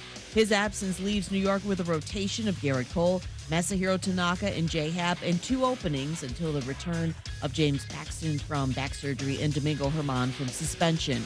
Quarterback Joe Burrow said today he will not throw at the NFL Combine this week. He'll likely throw at LSU's Pro Day April 3rd. Regarding speculation he won't play for the Bengals if they take him with the top pick, Burrow said he'll show up for whichever team drafts him. Wherever Burrow winds up, his game will translate well to the NFL, believes ESPN's Lou Riddick. You know that mentally he can handle whatever people throw at him. And again, his movement in the pocket, his athleticism, which every offensive coordinator is stressing now. Every offensive coordinator wants people who can move, who can buy time, who can be a playmaker. Joe Burrow is that. QB Tua Tagovailoa said he won't throw or take part in on-field drills at the Combine. Will hold his own pro day in April. Do you own or rent your home? Sure you do. Fortunately, Geico makes it easy to bundle your home and auto insurance. It's a good thing, too, because having a home is hard work. Go to geico.com, get a quote, and see how much you can save. Geico.com. Easy. WOKV Jacksonville. Listen live everywhere you go on ESPN690.com. ESPN 690, a Cox Media Group station. Brent Martineau. You see him every day on CBS 47, Fox 30, Action Sports Jax. Austin Lane. He's a former Jag star and current MMA fighter. Broadcasting live from the Anajar and Levine studio. This is Action Sports Jax on ESPN 690 and ESPN690.com. Hey, welcome back to the NFL Combine here in Indianapolis. Brent Martineau here with Action Sports Jax on the road once again on ESPN 690 and on the TV side, CBS 47 and Fox 30. We'll have that for you tonight. Team coverage with Stuart Weber from the Combine here in the Midwest. Action Sports Jax, Austin Lane back in the studios along with Coos. Jason Fitz is going to join us in a moment. Before we get to that, I wanted to play you Doug Marrone on Yannick Ngakoue. And if you don't think the Jaguars want Yannick Ngakoue long term, well, you're kidding yourself. Of course, they have to figure out the business side. They have to repair this relationship. But they love number 91 just as much as most of the fan base. Take a listen. Do you go down the hall and be like, hey, we need to find a way to keep this guy. We need to franchise this guy. I need this guy in my roster. I mean, do you have that kind of... Yeah, I mean, it's not the first time I've ever been through, you know what I'm saying? Obviously, I went through a situation like this when I was in Buffalo. And, you know, but the one thing I'll say about Jan is that, you know, I've never seen anyone, you know, that I believe handle a situation better than he has, meaning that, you know, you're going in and there's negotiations and there's contract. But, you know, for me as the coach, and this is what I love about Jan, and this is why I love him so much, it never affected how he practiced or how he performed or what he did or how he how he did everything with his teammates. He never brought that into the locker room. So as a coach, you know, I have so much respect for that, you know, and what he did. And knowing that this is a challenging time. So from my standpoint as a coach, yes, you want to see it get done. You want to see that. You want to see him rewarded, you know, but at the end of the day, the business part of it comes in. But, you know, hey, I love him. There's no doubt where I stand or any of us as coaches stand with him. That's Doug Marrone just a short time ago here in Indianapolis on Yannick Ngakoue, and no doubt they want him on the roster. I will say what I continue to say. If you could have Josh Allen, Yannick Ngakoue, two guys 25 years or younger, you will have something in Jacksonville that nobody else has in the NFL. And think about that. How often does Jacksonville have something that nobody else has in the NFL? And they would have it at a premier position. It's not quarterback, but it is pass rusher. Two potentially elite pass rushers at the age of 25 and under. To me, that's the biggest motivation, outside of a lot of things, to make sure you have Yannick Ngakoue not just in 2020, but for a long time to come. Hopefully we have this guy for a long time to come. Let's welcome in ESPN's Jason Fitz here to Action Sports Jacks on ESPN 690. Jason, I think it's crystal clear, just so you now know and you don't have to ask the tough questions. Austin and I just don't like each other. We're never in the same studio together. That's I'm in correct. Indianapolis. He's back in the studio. He doesn't like to travel. He's afraid. He's like John Madden. He needs his own bus or something. But we're breaking up slowly. We are, though. Like he's taller. He's stronger, which I might want to remind you before you spout off too much. I'm in Indianapolis. He needs room to spread out. Like, you know what? I just once in my life, I hope that I could be flying with Mike Golick Jr., where I get a first-class seat and then watch him go to coach, just so he can try and figure out why me at 5'9" needs the first class and he at 6'4" doesn't. Like, I'm hoping for that. Just someday, just to know what that victory feels like. I mean, Austin's not a small guy, so he needs room to stretch. Brent, I'm going to say, first of all, I'm a peacock, and you have to let me spread my wings and fly. And number two, eventually you have to come back to your office, okay? It's eventually going to happen. And guess what, dude? I'm going to be here when you do. So what's up?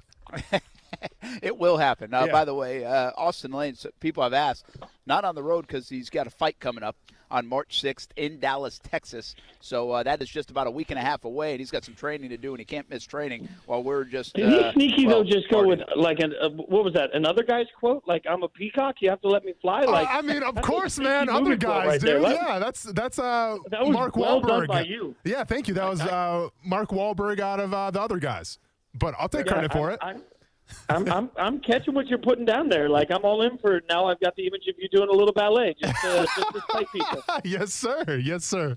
Thank goodness Fitz is on the show because I wouldn't have caught that. Yeah, you didn't have a clue, Brennan. It's okay, that was man. It's over my okay. head and under my feet, man. I mean, that just wasn't happening. So, hey, Fitz, what's going on, man? What do you think about the NFL Combine? How many times would you bench 225? Well, yeah, with a little help. The half of one rep, maybe half of one rep. I will say this. I just heard what you were saying about the opportunity for the Jags, and I think you're right. There is a tremendous opportunity, and when you know you're locked into a quarterback situation that may be less than favorable because of the salary cap, finding a way to get after the other quarterback is going to be particularly important in a division that right now we know has at least Deshaun Watson.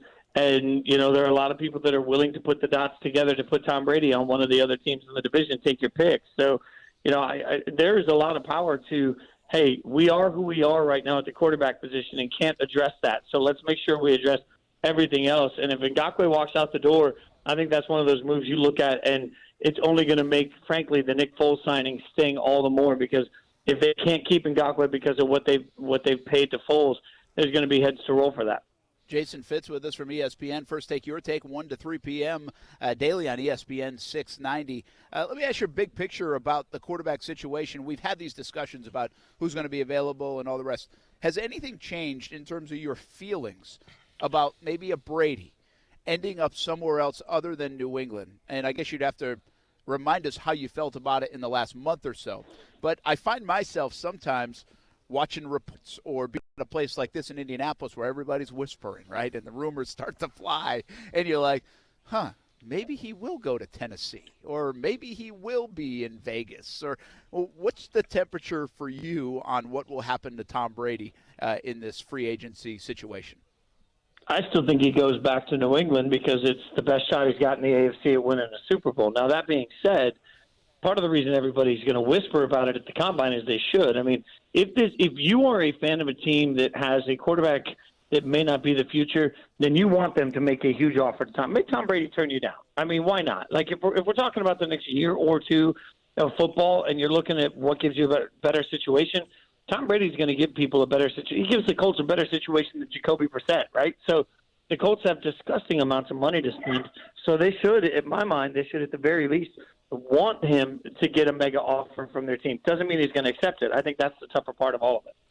Jason, we're talking about, the GOAT, Tom Brady. Well, there's kind of a baby GOAT kind of growing up a little bit. The Combine, it seems like, in Joe Burrows. He's had some pretty good quotes so far. And when we talk about the Combine overall, I get it, man. The NFL's tied to it, and just like the NFL likes to do, they like to make money. So they put the NFL Combine and they shift it to prime time. How do you feel about it? Because in my opinion, man, set aside from maybe the running backs or the corners doing the 40-yard dash, I don't have to see it in primetime, man. I don't have to see offensive tackles in their spandex doing pass sets. How do you feel about the NFL switching to primetime this year for the Combine? Yeah, I don't love it. And one of the things, like, I understand the sort of good that the Combine can serve, because one thing I have to acknowledge is that, let's face it, a lot of NFL fans are not college football fans, as alarming as that is to certain parts of the country. So they're going to get introduced to guys that if you cover or watch a lot of college football, you've already seen a lot of. So, you know, frankly, whatever Grant Delpit does at the Combine, I don't care. Like, I've seen Grant Delpit play, so what do I care, right? But I think for a lot of people, it's an educational moment. Where it's dangerous is suddenly now we're judging offensive linemen or defensive linemen, guys that frankly most of us know very little about whether or not they're going to turn out to be good or bad. We're judging them based on how they do worthless drills in their underwear. Like, that just doesn't make any sense to me. So that's the danger of the other side of it. I think it's fun for fans to get informed, and that's why I think people read mock drafts too, because you want to feel like you know every name that's coming across at the beginning of the draft. But, you know, aside from the fun, I don't really see any value in it. Jason Fitz with us from ESPN. First Take, Your Take, 1 to 3 p.m. on ESPN 690, Monday through Friday. Check out the show right before our show, Action Sports Shacks, on ESPN 690. Here's the deal, guys. And I say this and I have to whisper a little bit because I don't want all these people's bosses calling them. But it's a dirty little secret of the Combine. It's like a convention. It's like the NCAA Final Four. It's networking. It's a convention for basketball. All the coaches go. Everybody involved in the sport of college basketball, they go to the Final Four. Because of that, there are meetings and such. Well, it's no different here in Indianapolis. That's what this is, just as much as it is interviews and medical and these drills. So I think there is an element of that, and that's why you see all walks of life in the NFL, from PR folks to assistant coaches to scouts to GMs to players to media, all gathered in this one spot. It's really the one time it happens, even more so than the Super Bowl. So that's the dirty little secret. Now for some other football. Look, man, I appreciate a good steak. Like, I appreciate a good free steak. So, like, I get that element of it. I just think fans fawning over watching it on TV is just a little alarming to me. Yeah, exactly, Brent. Like, I'm sure, like, Las Vegas hosts some pretty good home and garden conventions, but like I'm not gonna tune into HGTV and watch that, even if I'm a diehard HGTV fan or not. I mean, I love some of the shows on there for sure, love it or list it, fantastic, but I'm not gonna tune in to watch a convention, man. I want to be entertained, and my time is limited, so I'm not gonna watch it. Listen, I think we're all in the same boat here, but I do think the medicals and the interviews are important for the teams. Let me ask you this, Jason. The Giants said today, or at least they didn't say today, they're not committing to Daniel Jones in 2020. Like, that's the storyline out of here. Non-committal about Daniel Jones in 2020. They also said they're open for business with that number 4 pick, which most teams do in that top 5. Say, hey, come on, we'll take some offers. Were you a little surprised the lack of backing by Joe Judge and Gettleman in New York about Daniel Jones, who's coming off a decent rookie season? I think it's the least transparent, awful attempt at playing poker with people that are smarter than you the whole way. I mean, they're just trying to drive up value for that 4th overall pick, and I get it. Like, they want everyone to think, hey, there's a chance we might take a quarterback, so you better trade. But ultimately, all they're doing in that process, I think, is elevating the value that the Lions can get for the pick above them if that's what they really want. So I don't love the strategy. I don't love what they're doing. None of it makes sense to me. I mean, we've seen a lot of quarterbacks back today questionably, and to see a quarterback not backed is every bit as questionable. Jason, we talked about Joe Burrows a little bit, and obviously his quotes, and by all indications, he's saying that, if Cincinnati was to take him at the top spot, he would more than likely play for them.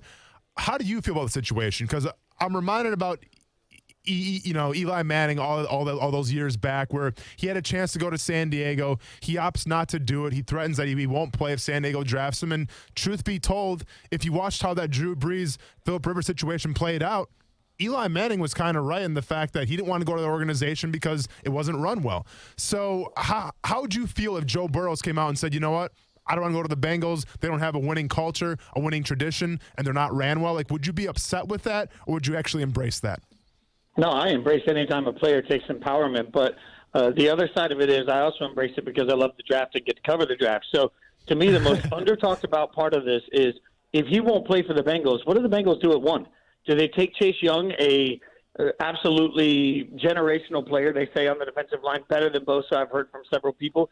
Do they take the Ohio State grown product that makes a ton of sense from a marketing standpoint? They can spin it as we want people who want to be here. It's a win for them. And if that's what they do, what do the Redskins do it too? I mean, you talk about quarterbacks not back. We've heard Ron Rivera specifically say that Alex Smith would get a shot at the job if he's healthy. So do we know that Ron Rivera and the Redskins love Dwayne Haskins? We don't. So what happens at 2? I mean, do they become trade partners, or does Joe Burrow blow the whole draft up at 2? I mean, I love the drama of all that. So please, take your destiny in your own hands. Just do the top 5 is so interesting. You have become such a good media guy, man. I mean, this is good. Like, we got to get Austin to this stage. He just wants to build the drama. Who cares what really happens? Yeah. You just need to build the drama. I like it. As long as my beloved Raiders don't draft somebody I've never heard of in the first round, we're fine. Hey, I thought of this today. If Joey Bosa, Nick Bosa, Chase Young are unbelievable in the NFL, whoever the guy is recruiting them should be hired by someone's scouting department in the NFL because it's a premier position, and this guy knows Ohio how to State. get defensive ends to Ohio State. I mean, that is an unbelievable run on pass rushers. And I know it's a different game, right? I mean, that's otherworldly talent coming out there that is being identified and developed. So, yeah, a lot of credit to Ohio State. I mean, absolutely what they've done at that position particularly is a game changer. Like certain teams like Alabama don't draft well moving up because the guys come out so beat up in the minds of some. But, man, you're looking at these Ohio State defensive linemen. It's like, yep, I'll take them all day, every day. Yeah, absolutely. Jason Fitz, Well, thanks for joining. Jason, I I got one more question for you, Jason. And I'm sure you guys have been talking about David Ayers from the Carolina Hurricanes. You know, he ends up driving the Zamboni, gets in the game, wins the game for the Carolina Hurricanes. Just a really feel-good, inspirational story. Jason Fitz, my question to you, man. If you're at a concert, any concert at all, and a musician goes down and they ask, can somebody play this instrument? Can you come up on stage and play it? What band and what instrument are you playing, to try to, I guess, live that dream a little bit? Okay, well, that's an easy one. I'm hopeful that it's a country element to it because I'd prefer not to embarrass myself. So I'd like to have a fiddle, okay. But I can also cover piano parts and organ parts and a little bit of guitar. So I can cover any of those, but it's definitely Bon Jovi. Like, I want to be a Bon Jovi for one day. You just put me – my first concert was Skid Row Bon Jovi. I mean, you put me in Bon Jovi for one day, preferably on the one show that Richie Sambora has made up with John and they're together. Yeah. Now I can die at that point. I can die. Wait, so your first concert ever was Bon Jovi? Oh, yeah. Richie Sambora exploded up from under the stage, landed in this trench coat, and there's smoke everywhere on what I now is called a toaster, the thing that pops up from under the stage. Of course. He lands, and I'm this little classical music kid, and I'm watching the smoke all over Richie Sambora, and I just looked at the stage, and I stared at it, and I said out loud, that's cooler than anything I've ever done. And it changed my life. Like, I learned a couple of things about myself that day. One, I wanted to be a rock star.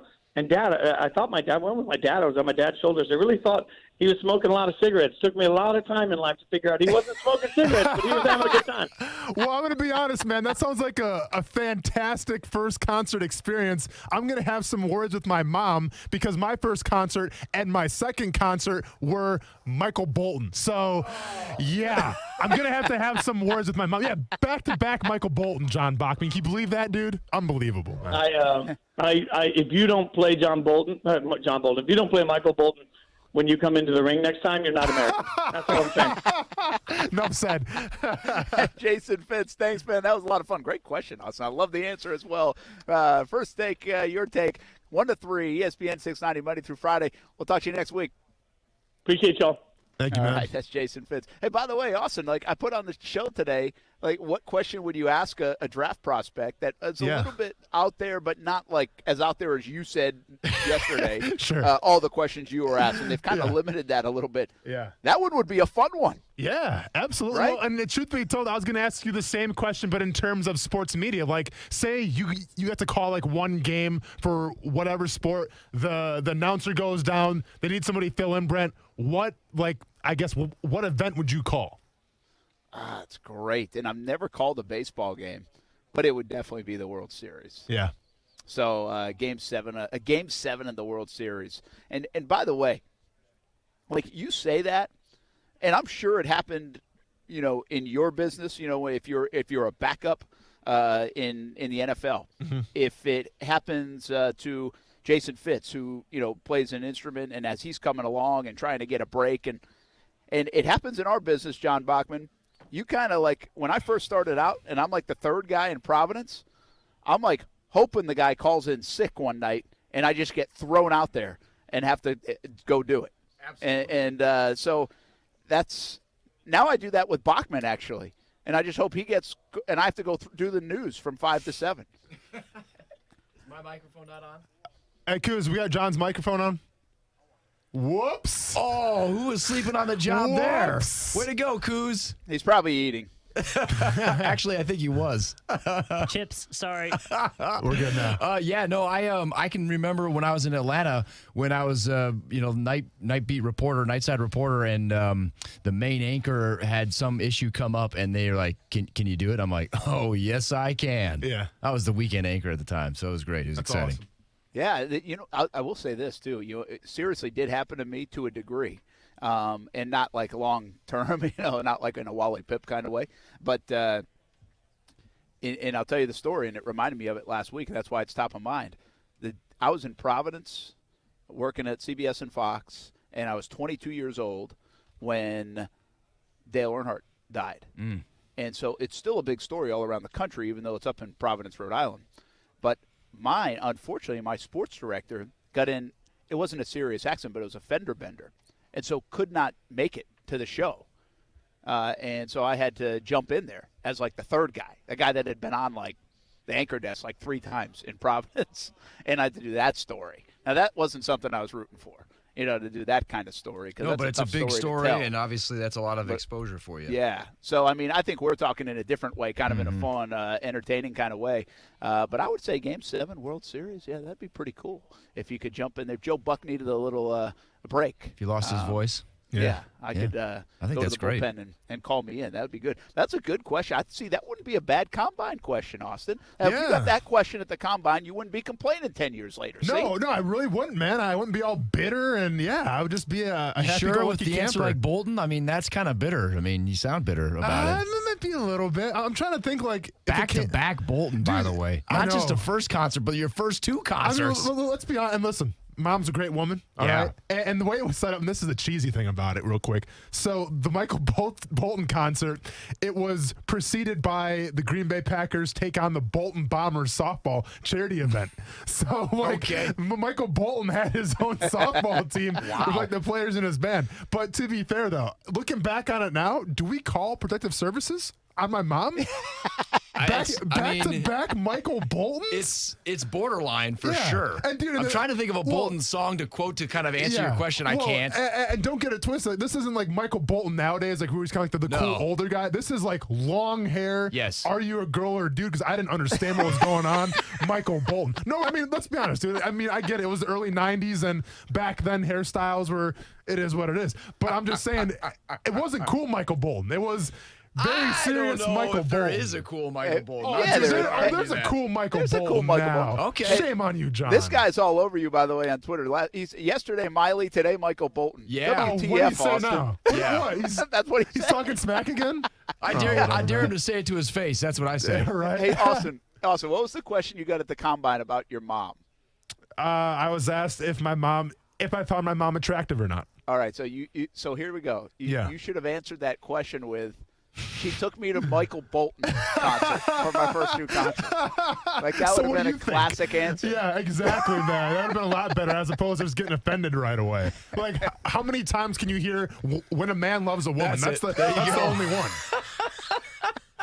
4 minutes of just, okay. I don't understand it. A little out of my age group. But he plays the sax, too, right? And that's where he does. That's what I'm thinking of, right? Yeah.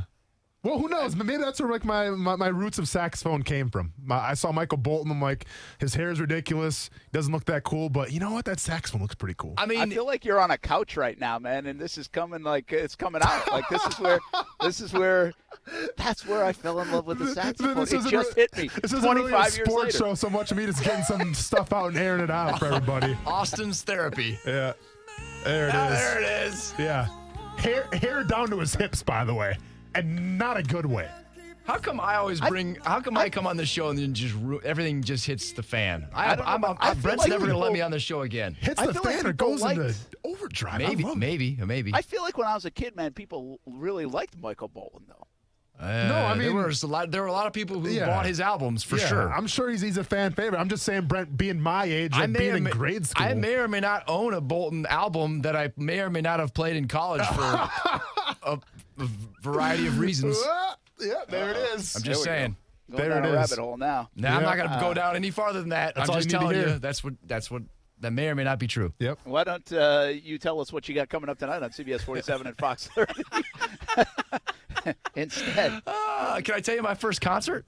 Yeah, what do you got? Tesla. Nice. Yes, Tesla and Firehouse. What song in Firehouse sing? Real quick. The one. Now you're asking me. Sorry, man. I was thinking I had signs ready to go because you were going to ask me about that. And then Firehouse is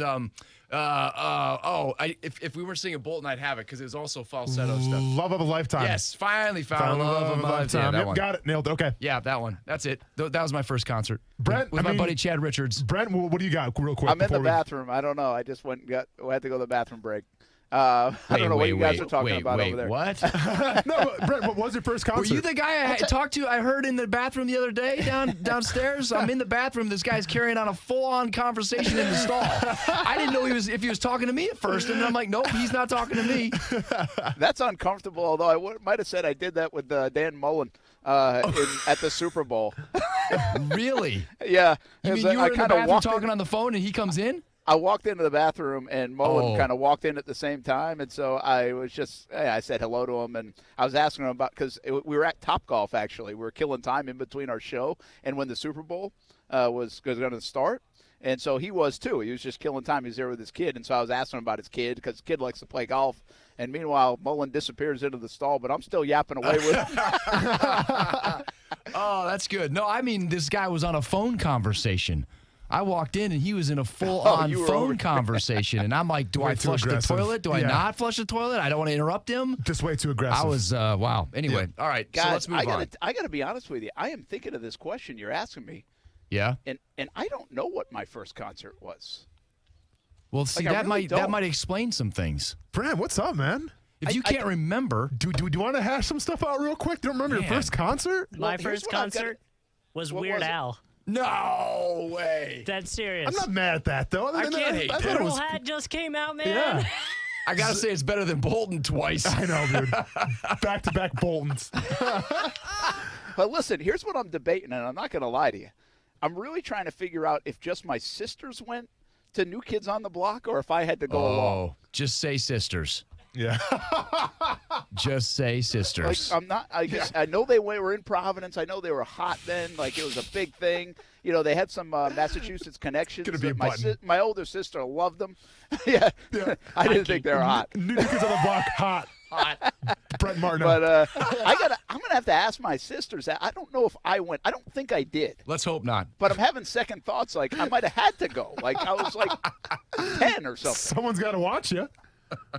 So I really don't know. That might have been it. And that could explain his distaste for music. Yeah, there it is, man. How about Weber's listening in? He says he shows me a picture. His first concert was Ozfest 1997. Ozzy Osbourne. Ozzy Osbourne. That's awesome. Well, how old was he? 97. He's young, but not that young. 12. You were 12. No, he went to Ozzy at 12? That doesn't count. Not buying it. Who took him? Not buying it. Does he have an older brother? Made up.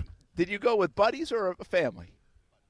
Buddies. Wait, at 12? You didn't just go with buddies. Oh, Mom's going to just drop you off at Ozzy Osbourne. No way. No. He went Marlboro Reds. Yeah. No, get out of here.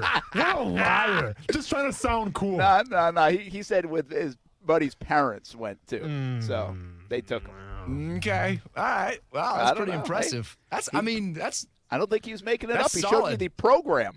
Well, okay. Like he just pulled it up. I mean, I can go on Google and show you programs from Michael Bolton. But I mean, that's not a big lot of deal, work dude. to make that up. Yeah, right. Oh, I'm sorry, Marlon. I know she's listening too. Is this snowing up there? Is this snowing up there, Brent?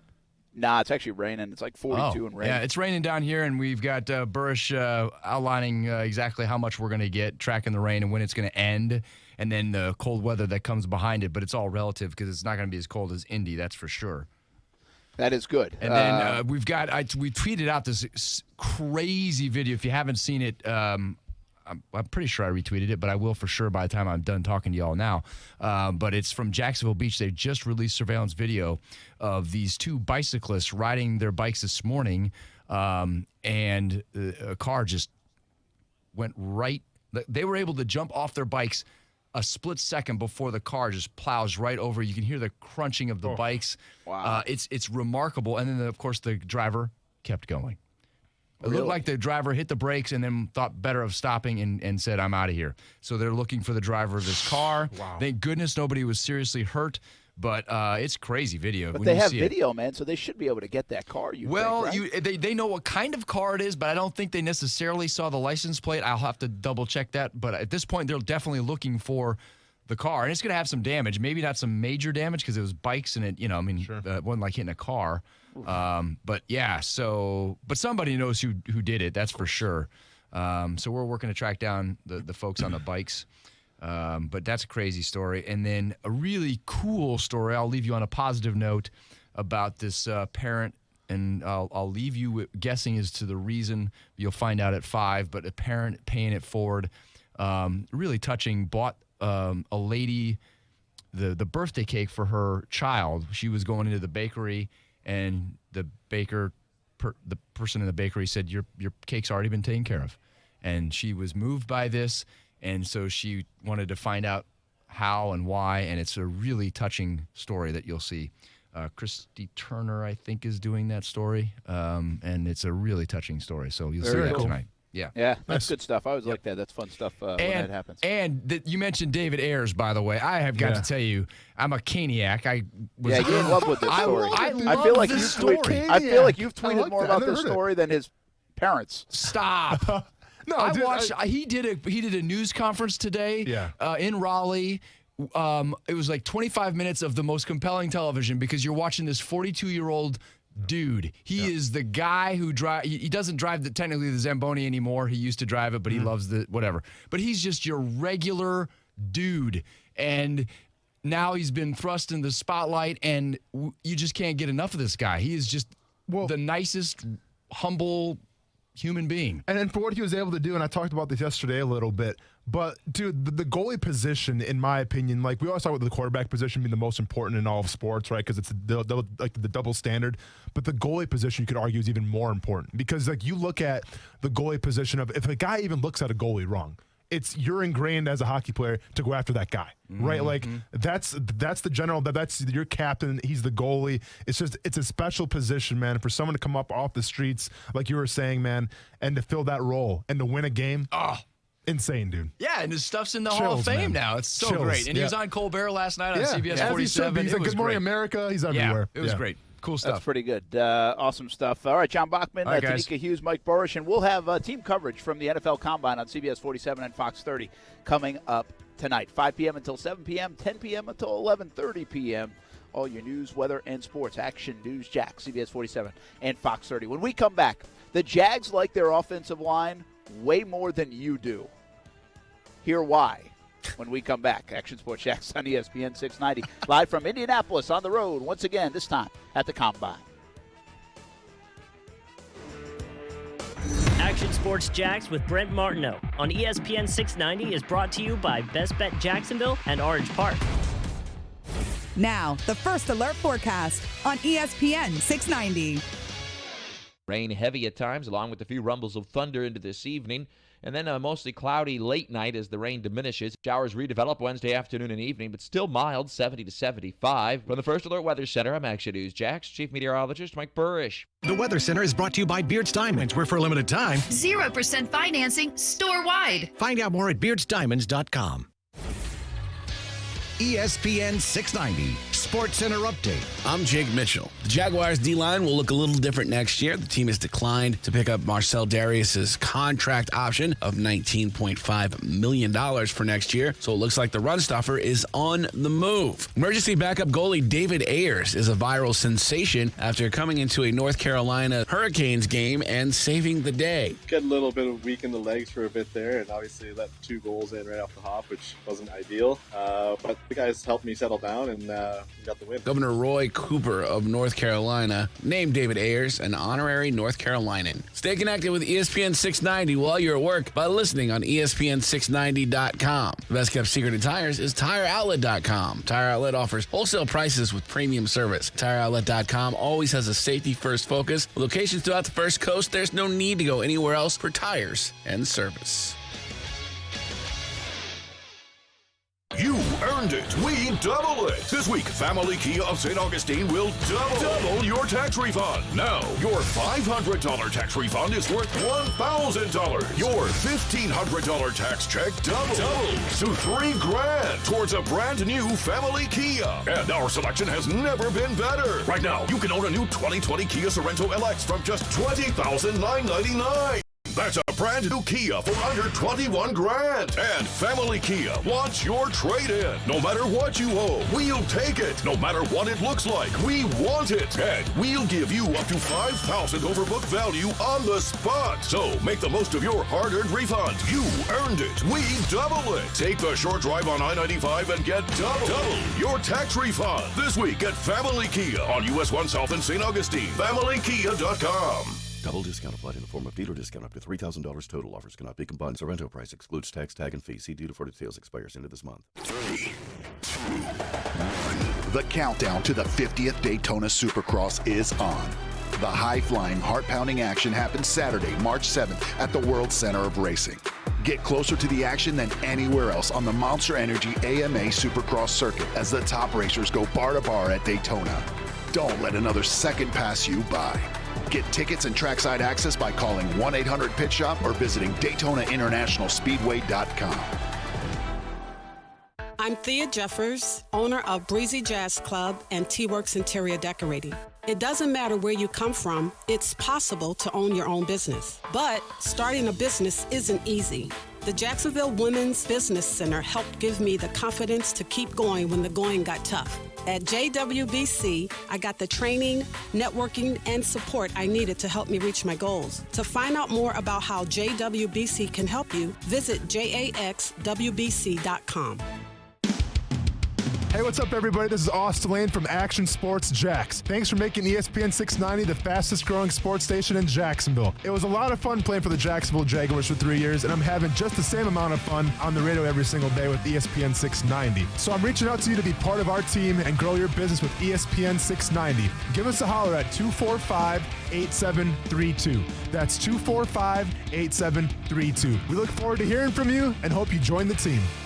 It's happening, people. Our friends at Arlington Toyota are getting a brand new state-of-the-art showroom. And that means the old stuff is coming down, and so are Arlington's prices. I'm talking up to 50% less on remaining 2019s and even 2020 models. How about a 2019 Toyota 4Runner? It's not $31,755. Now it's only $26,991. That's $26,991 for a pre-owned 2019 Toyota 4Runner at Arlington. How about a 2019 Toyota Camry? It's not $19,745. No. Now it's just $16,291. Just $16,291 for a pre-owned 2019 Toyota Camry at Arlington. Plus, you get the Arlington Toyota $5,000 Advantage Club, which includes a lifetime warranty with unlimited time and miles with your purchase. Construction is underway, and prices are coming down at Arlington Toyota. So get in today and pay up to 50% less on remaining 2019s and even 2020s. 10939 Atlantic Boulevard and online at arlingtontoyota.com. Visit arlingtontoyota.com/construction sale for offer details.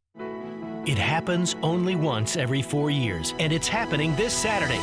Leap Day 2020, this Saturday, the 29th of February. And what better way to celebrate this rare occasion than with something even more rare at Diamonds Direct. Come and see a special collection of precious diamonds and colored gemstones, and let us help you pick out something they will enjoy every day, but especially on every Leap Day in the future as a reminder of your love. Put this extra day of 2020 to good use and do something truly memorable with a diamond bracelet, a pair of diamond earrings, a sapphire and diamond tennis bracelet, or an exquisite certified diamond. Ask about extra savings and extra financing options on this one extra day of the year. And like with any other day of the year, you can count on Diamonds Direct for the guaranteed lowest price and a free lifetime warranty, one that will cover you for every leap year way into the future. Diamonds Direct. Take the leap and make this Saturday count. Get directions and store hours now at diamondsdirect.com.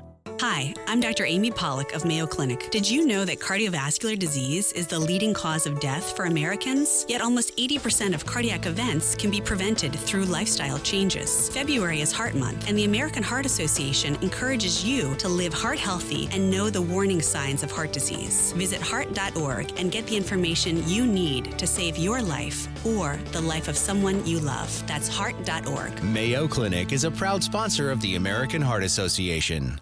Men, are the effects of hypertension, diabetes, or prostate cancer preventing you from having a satisfying love life? In just one visit, the doctors at Prime Men's Medical Center can help you overcome ED or PE to regain your confidence and have you last longer in the bedroom. Name brand pills don't work for many men and can have serious side effects. The highly skilled physicians at Prime Men's Medical Center provide custom blended medications that are safe, effective, and work immediately, regardless of your medical history or age. You'll see results on your first visit, guaranteed, or your consultation is free. So, if you have problems in the bedroom, call now for a private consultation. One call, one visit, one simple solution to regain your love life. Call Prime Men's Medical Center now at 904-206-8105. 904-206-8105. That's 904-206-8105.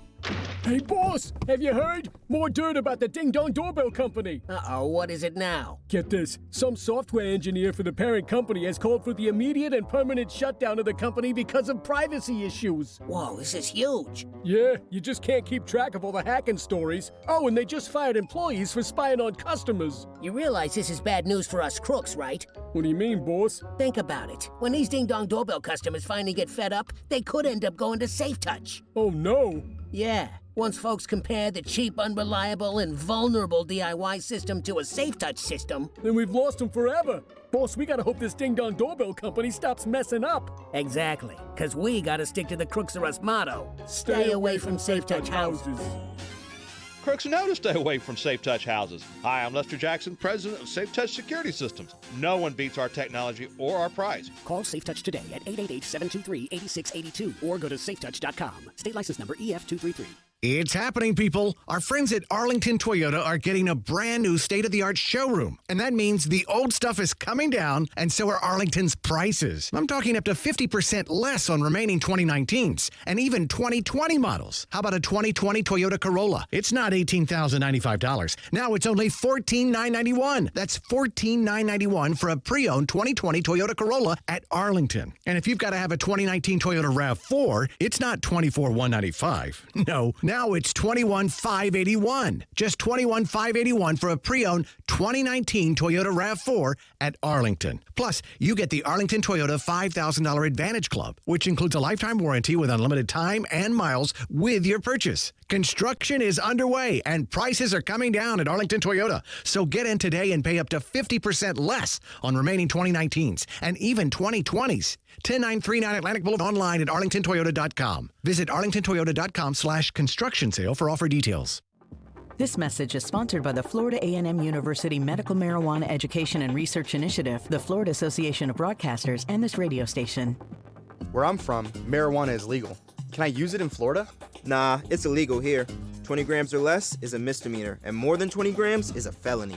Well, I have epilepsy. Should I try to get a medical marijuana prescription? Now that's legal, but talk to your doctor first to see if it's a qualifying condition and if medical marijuana is even right for you. I will, thanks. Sí, very intrigued by the Dan Le Batard Show on ESPN Radio. Would Stugatz make a good president of the United States? 51% of the audience said yes. But listen, when you run on a platform of Super Bowl Saturday, when everyone feels miserable on Monday, I mean, you got to get shot. America's united on this. Like, we shouldn't feel this way today. Yeah, nice. The Dan Le Batard Show with the Stugatz on ESPN Radio and ESPN News. Brent Martineau. You see him every day on CBS 47, Fox 30, Action Sports Jag. Austin Lane. He's a former Jag star and current MMA fighter. Broadcasting live from the Anajar and Levine studio. This is Action Sports Jax on ESPN 690 and ESPN690.com. You know, the offensive line, we just had a meeting before we came here, and we feel like that's actually one of the strong points of us. But I think the NFL is going to an off-scheduled quarterback. And when you have a quarterback that can do some off-schedule plays and when things break down or create a play with their feet and get third down and convert to a first down, I think with Gardner that's a very good trait to have. Whoa. Did I just hear Dave Caldwell lean toward What Gardner about Nick Foles? Minshew Hey. as the starting quarterback? What about Nick Foles? We talk about him too? Interesting. Well, it's not that he said Gardner's name, because in that, to be fair, in the context there, I was there. So he was asked about Gardner. Okay. And his skill set, and does he have an upper hand because of his play last year? And he's played more games now for the Jags in front of the Jaguars' eyes and their brass and their coaching staff than Foles has. So I think it was part of that. But what got me there is, wait a minute. The NFL and Dave Caldwell and the Jags are acknowledging the NFL is going to this more off-schedule QB. That's important. No different than, heck, in the last decade, the NFL's gone to the mobile quarterback. That's what they're trying to say. But I think they're acknowledging it more than ever before. That's my point, rather than the check-the-box quarterbacks that you would find here in Indianapolis. That still does matter, but it's not the only thing that matters. And I think that's crystal clear with some of the guys that are playing quarterback and having success at the NFL level these last few years. But there is no doubt, if you listen to that soundbite, that the off-schedule nature of that part of the soundbite was referring to a Gardner Minshew strength and not a strength of Nick Foles. I mean, we are talking about two different kind of QBs in terms of that style. So, again, we believe that they're leaning toward Gardner Minshew. That bite right there, that sound bite, as we go deep inside the business, was indicative of why they might be leaning toward Gardner Minshew, at least from a broad perspective, is he allows you to do things. He protects your offensive line potentially. Now, there are other ways that a veteran quarterback can protect their offensive line too, that maybe a young quarterback cannot, and that's fair. But I just was struck by the way Dave Caldwell said that and said, wow, that speaks to one of the quarterbacks on the roster, not necessarily the other guy, Austin. No, without a doubt. And I definitely agree with Dave Caldwell in the fact that if you have a mobile quarterback who can create his own plays, but of course it's going to help the offensive line out. But of course it's going to make them look a little better, right? Like, I think we could all agree that the Ravens offensive line is legit. Now, a lot of that has to do with, Jackson, obviously, the MVP guy, getting open with his legs, and I'm sure it makes their job a lot easier. But keep in mind as well, though, Brent, with the Baltimore Ravens, they were fantastic in the run game when they gave the ball to Ingram as well, right? They're a downhill power-type team, and Ingram had a great season pending when he got hurt and everything. So I see what Dave Caldwell is saying from the standpoint of if you have a mobile quarterback like a Minshew, it's going to make things easier on offensive line. I agree with you wholeheartedly. But I also remember during the season the fact that Leonard Fournette was constantly getting hit in the backfield, constantly getting the ball, and a split second later, he's having to shake guys off, right? Constant tackles for loss. So from the standpoint of, I get you want to probably be a pass-first team and everything, but you cannot deny, especially when the playoffs come around or whether it's in a bad weather, that you have to be able to run the ball at least a little bit, and even on the goal line too in red zone situations. And I think last year what we saw from the Jacksonville Jaguars, and we actually broke it down a little bit, was the fact that they were not that great at run blocking, especially in the red zone. Well, one of the big topics I want to hit today is this offensive line, because there is a disconnect between fans and the Jaguars down in that building on how they feel about it. Simple. Fans don't like their offensive line. Just had a tweet, in fact, said, this is old boy, says it was bottom 5 line last year and probably would have been worse if Foles played more games. That's how people feel about their offensive line. Now, that's one take, but that's not far-fetched from what a lot of people believe. How do you feel like their offensive line is on paper, Austin, going into 2020? Do you think it's a major fixed spot for this franchise if you were Doug Marrone, if you were Dave Caldwell, if you were in the decision-making process? Would you be like, whoa, fellas, we got some big dudes at 9 and 20 potentially, and we could use an upgrade? How do you feel about it? So, I mean, on paper, if you're to break down the Jacksonville Jaguars offensive line, like, listen, you have Juwan Taylor. I think you like what you saw from him going forward, right? He looks very promising. I love him in the run game. I get his pass sets will eventually come around and he'll get better only with time, and I'm cool with that. But I think the guy brings a certain type of attitude that you want from your prototypical right tackle. So as far as I'm concerned, Juwan Taylor, right tackle, you're fine, man. And you know what? Going forward, you could be talking about a Pro Bowler, and maybe if you're really lucky, you're talking about an All-Pro guy in Juwan Taylor. I think he could be that talented. So Juwan Taylor's all set. If you go to the right guard, you got the A.J. Can, Will Richardson. I'll be honest with you, man. Like, I thought both those guys played okay, Brent, but once again, I was never a big fan of rotating those two guys. Yeah, but you might have been wrong. About what? About rotating them. Like, it worked out okay. I beg to differ, man, because if you want to say that it worked out, well, that means that they both played pretty well. If they both played pretty well, why not just play one guy then? Well, I think they did in the last game. Yeah. It took 16 games to figure it out. That's what I'm saying. Yeah, because it was A.J. Can, correct? It was, and A.J. Can, and you'll hear Doug Marrone a little bit later, but he thinks that worked and helped A.J. Can become a better player. But I'm just saying, listen, I thought their production at the right guard spot was pretty good. Listen, I thought it was pretty good. I think it was okay, but once again, if you have two rotating right guards, I don't think you have any right guards. Okay, I get your theory. I get that's your just principle. what I'm saying, man. I'm just saying I'm not sure it played that way. Like I would say yes, going into it, I would say I agree with you, and I understood where you were coming from. But I think looking back on it, like I don't think it cost them anything. I mean, I guess agree or disagree, man. But one would think, well, if A.J. Can was really the guy going forward, then why keep taking him out? Why keep letting him lose that flow a little bit, and why not get him acclimated? Because to me, offensive line, just like the defensive line, it's you have to gel together. You can have 5 guys offensive line that are uber talented, but if they don't play together, if they don't have each other's back, it doesn't really matter to me. So that's why I was so adamant about rotating guys in. But I guess we'll see what happens. Yeah.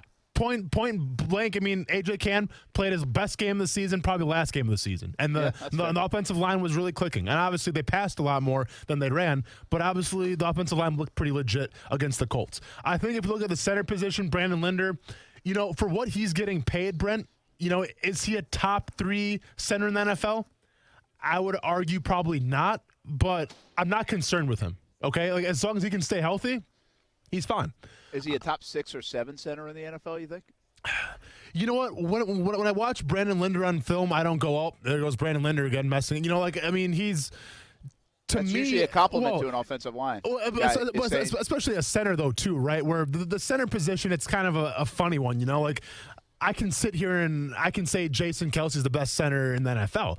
The only reason I'm going to say that is because I've seen the guy in traps, I've seen the guy in movement, and, that's what gets my attention.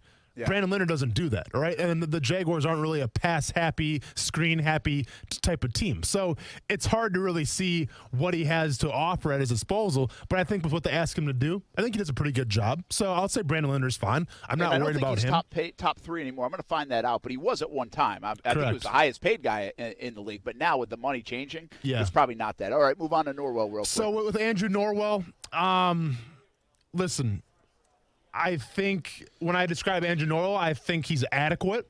Once again, I think he's the top. I think he's right now the top 3 in terms of left guards in the NFL getting paid. I don't think he's played like that, and I think he'll be the first one to tell you. But once again, I mean, there's been a couple instances where, I've kind of shaken my head and, I see Andrew Norwell's shoulders turn and he's looking behind the line of scrimmage because his guy just blew right past him. So I think he could be a little bit of a liability. He was last year a little bit, but overall with what they ask him to do, once again, I'm not too worried about it. But to me, where the big question mark is Cam Robinson at left tackle. And arguably, it's probably the most important position on your offensive line. Right, because you protect the quarterback's blind side. And I think with Cam Robinson, once again, was he injured last year? Was he not 100%? One could argue maybe he wasn't. I really don't know how he was feeling. The coaches have a better idea of that. But to be fair, I don't know how confident you are going forward this year with what you saw last year. Now, Brent, maybe the guy was hurt. Maybe he's going to be 100% in this training camp, and maybe he's going to knock everybody's socks off.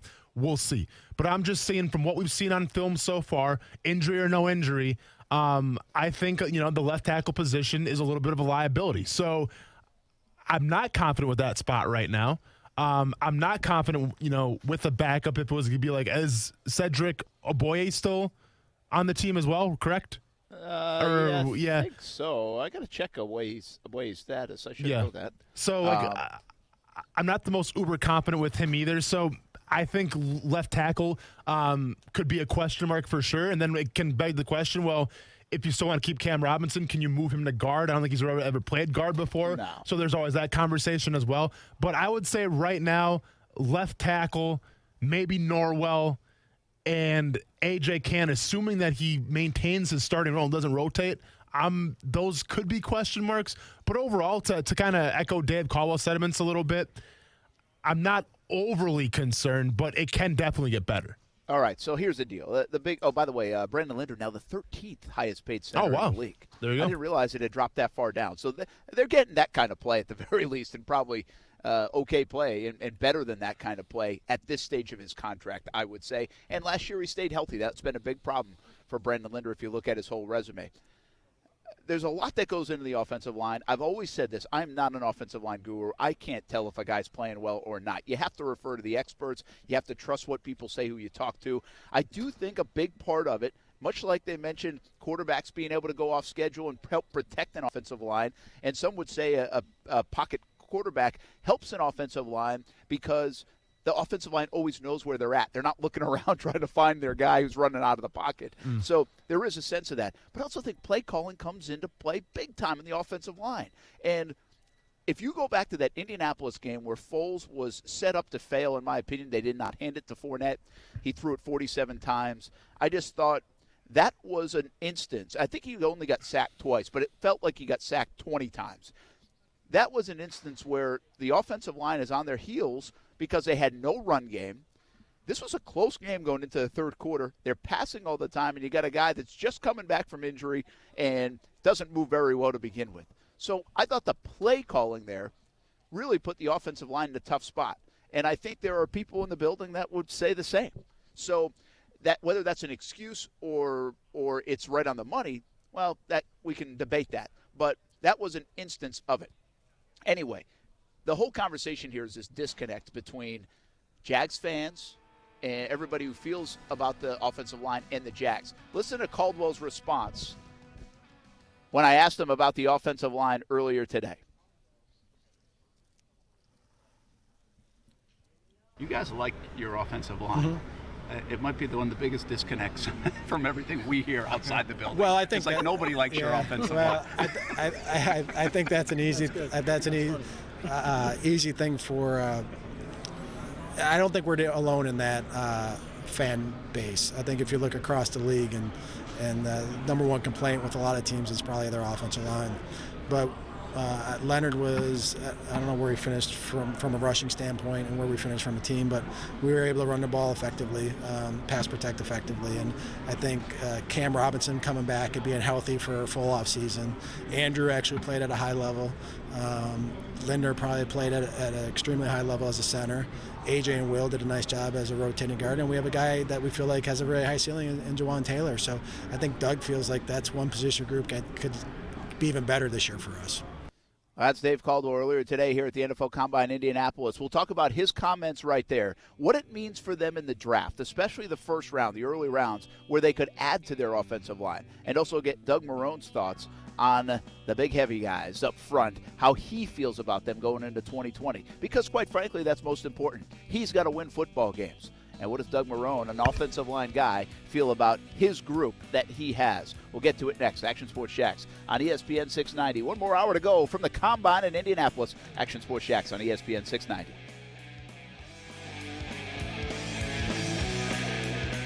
Beer Beard's Diamonds announces our most exciting offer ever. 0% financing store-wide. Yes, now with Beard's Diamonds, you get 0% interest for 5 years on any purchase. This is the best deal of the year. Take advantage of the rock-bottom prices Beard's is known for. And spread your payments out over 5 full years without paying any interest. How about a $6,000 Tacori or Veragio ring? You pay just $100 a month. Or a pair of $3,000 diamond stud earrings. You pay just $50 a month. Take advantage of this unprecedented offer all month at Beard's Diamonds. This is the financing deal of a lifetime.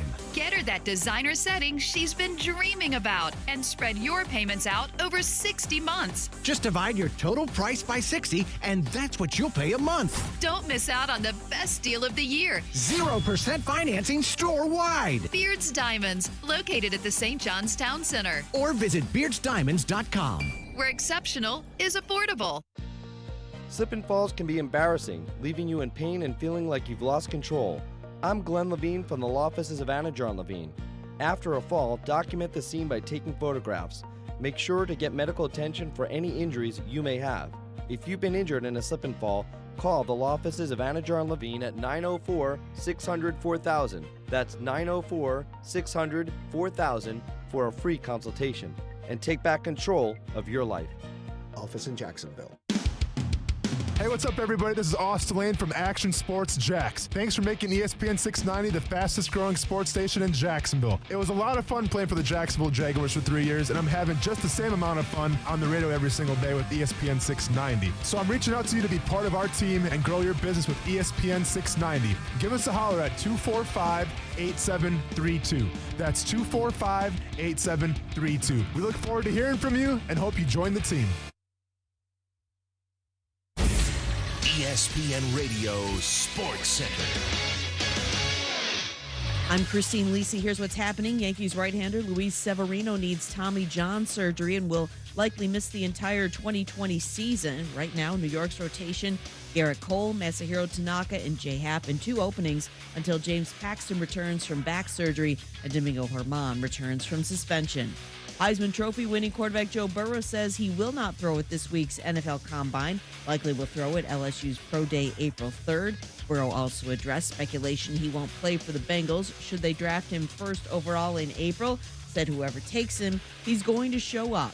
ESPN's Mike Tannenbaum. At the end of the day, he does not have leverage. The Cincinnati Bengals have the first pick in the draft, and if they want to draft Joe Burrow, that's where he's going to go. Now, with that said, I think it's incumbent upon Zach Taylor and the Bengal organization to create the right environment where he could come in and they could build something sustainable and truly transformative. NBA from ESPN's Adrian Wojnarowski. 76ers star Ben Simmons likely out more than 2 weeks with a lower back issue. He'll be reevaluated in 2 weeks.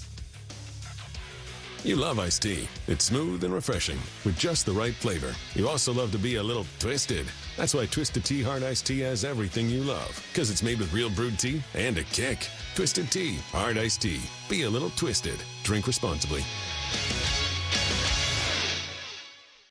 Broadcasting live from the ESPN 690 Anajar and Levine studios. Anajar and Levine Accident Attorneys. Call 904-600-4000. That's 904-600-4000. ESPN 690, Jacksonville's home for ESPN Radio. WOKV Jacksonville. Listen live everywhere you go on ESPN690.com. ESPN 690, a Cox Media Group station. Brent Martineau. You see him every day on CBS 47, Fox 30, Action Sports Jax. Austin Lane. He's a former Jag star and current MMA fighter. Broadcasting live from the Anajar and Levine studio. This is Action Sports Jax on ESPN 690 and ESPN690.com. You guys like your offensive line. It might be one of the biggest disconnects from everything we hear outside the building. Well, I think it's like nobody likes your offensive line. I think that's an easy easy thing for. I don't think we're alone in that fan base. I think if you look across the league, and the number one complaint with a lot of teams is probably their offensive line. That's Dave Caldwell earlier today when I asked him about the offensive line. I hope that didn't come off sound a little disrespectful. I didn't intend for it to be. It's reality, man. People do not like this offensive line play of the Jags, and they haven't for a long time overall. Of course, 17 when they had the number 1 run offense, and that year was good. They liked it. Listen, Leonard Fournette had a nice year. I understand the 3rd and 1s, 4th and 1s weren't great, but Leonard Fournette did have a nice year. They did not have like 50 sacks on the season. I don't believe what the number was. I can't remember. Sure, maybe Minshew saved them some, but the offensive line is a target when I talk to people about the Jags. I mean, they've got to fix the offensive line, and it's just not how they feel inside the building. That's kind of the whole point of this, and that was the point of that question to Dave Caldwell earlier today. Brent Martineau here at the Combine, Austin Lane back in the Action Sports Jack studios. As we continue that conversation a little bit, he mentioned that Andrew Norwell played well, and again, you talk about a disconnect. There were eyesore kind of plays from Andrew Norwell. And we talked about this last year, Austin. We wondered that did he just have some of these plays that were so bad, but the other 60 plays in a game were good, but nobody wants to talk about it. Well, I think that's what the Jags are trying to say. Hey, he wasn't as bad as he looked at times. I don't know if that makes anybody feel any better, but there is a sense that he might have had 1 or 2 bad plays, and when they were bad plays, they were really bad plays. I don't know if that makes $14 million acceptable at that position, but it also might not make him as bad and expendable as maybe the rest of the fan base felt all fall last year. I mean, yeah, listen, I can distinctly remember a couple times where I saw Andrew Norwell turn around and, he basically got beat. Now, that happens to everybody. I understand that. But at the same time, it's the same thing with Myles Jack. We harp on Myles Jack all the time because he's a top 3 middle linebacker, or at least he gets paid like it. And when he doesn't play up to those abilities, people want to call him out. Now, is Myles Jack, the worst middle linebacker in the NFL? Absolutely not, man. And I think if you go back and watch the film, I think he had to do a lot of things to try to make up for some of the lack of the things that he wasn't getting on defense. So he, I guess he tried to play above and beyond his position. With Andrew Norwell, yeah, I mean, is he satisfactory? Yes. Is he serviceable? Absolutely. But you paid him to be one of the best guards in the NFL. He's making the money because he's supposed to be one of the best guards in the NFL. And the way I look at it from last season, Brent, I can wholeheartedly say I don't think Andrew Norwell this last season was even a top 5 left guard in the NFL. Now, maybe top 10, so be it. But guess what, man? The guy, I think, is the highest paid still left guard in the entire NFL, and he's not playing like it. So I think from that standpoint, when we want to talk about salary caps all the time and, who do you pay? Do you pay him? Do you keep him? Do you let Calais go? Do you let Marcel Darius go? Do you let A.J. Boye go? All these questions get brought up. Well, when you point to some of the culprits, you point to Andrew Norwell and say, look at how much money he's making. Is he playing up to that contract? And right now, I don't think he is. Yeah, it's a fair question. The unfortunate part about that is a lot like Foles, where you're kind of stuck with it for another year.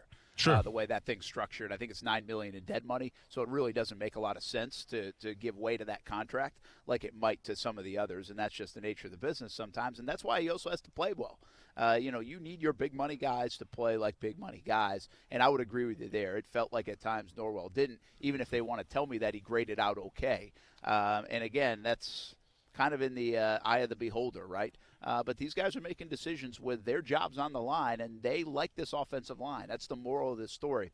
We're gonna play a Doug Marrone quote on the offensive line because it's important to see how he feels about it. He's the one riding with it.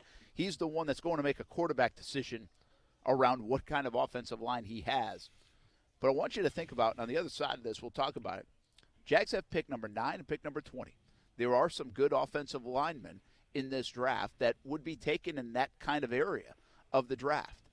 Should the Jags be looking for one? Will the Jags be tempted to take one if one falls in their lap?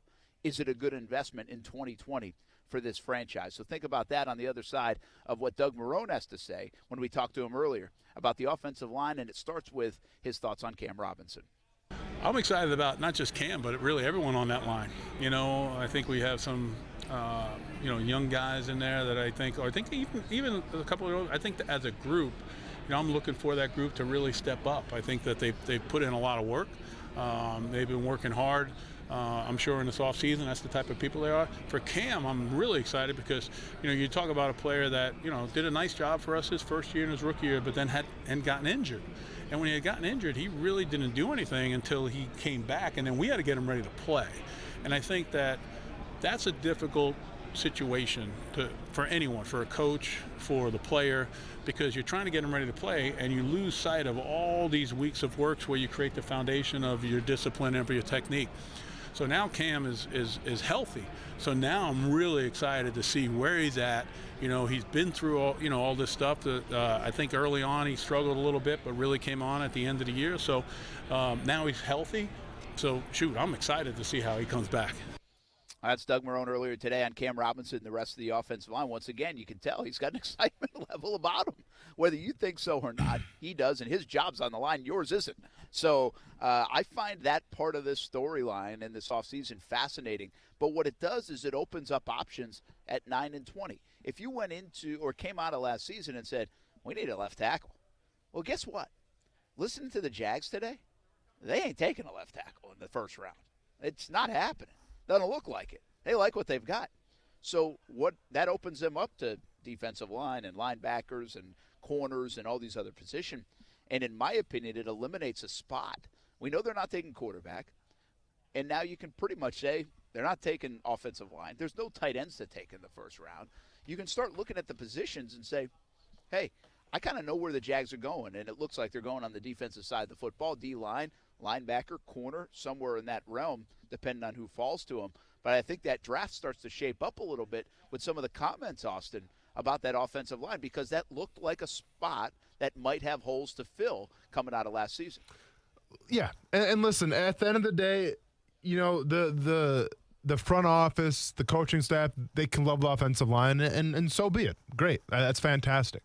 I'm just saying, though, I think it's important as an organization, it's important as a coach and developing that team and understanding exactly what the goals are, number one, and number two, what you have.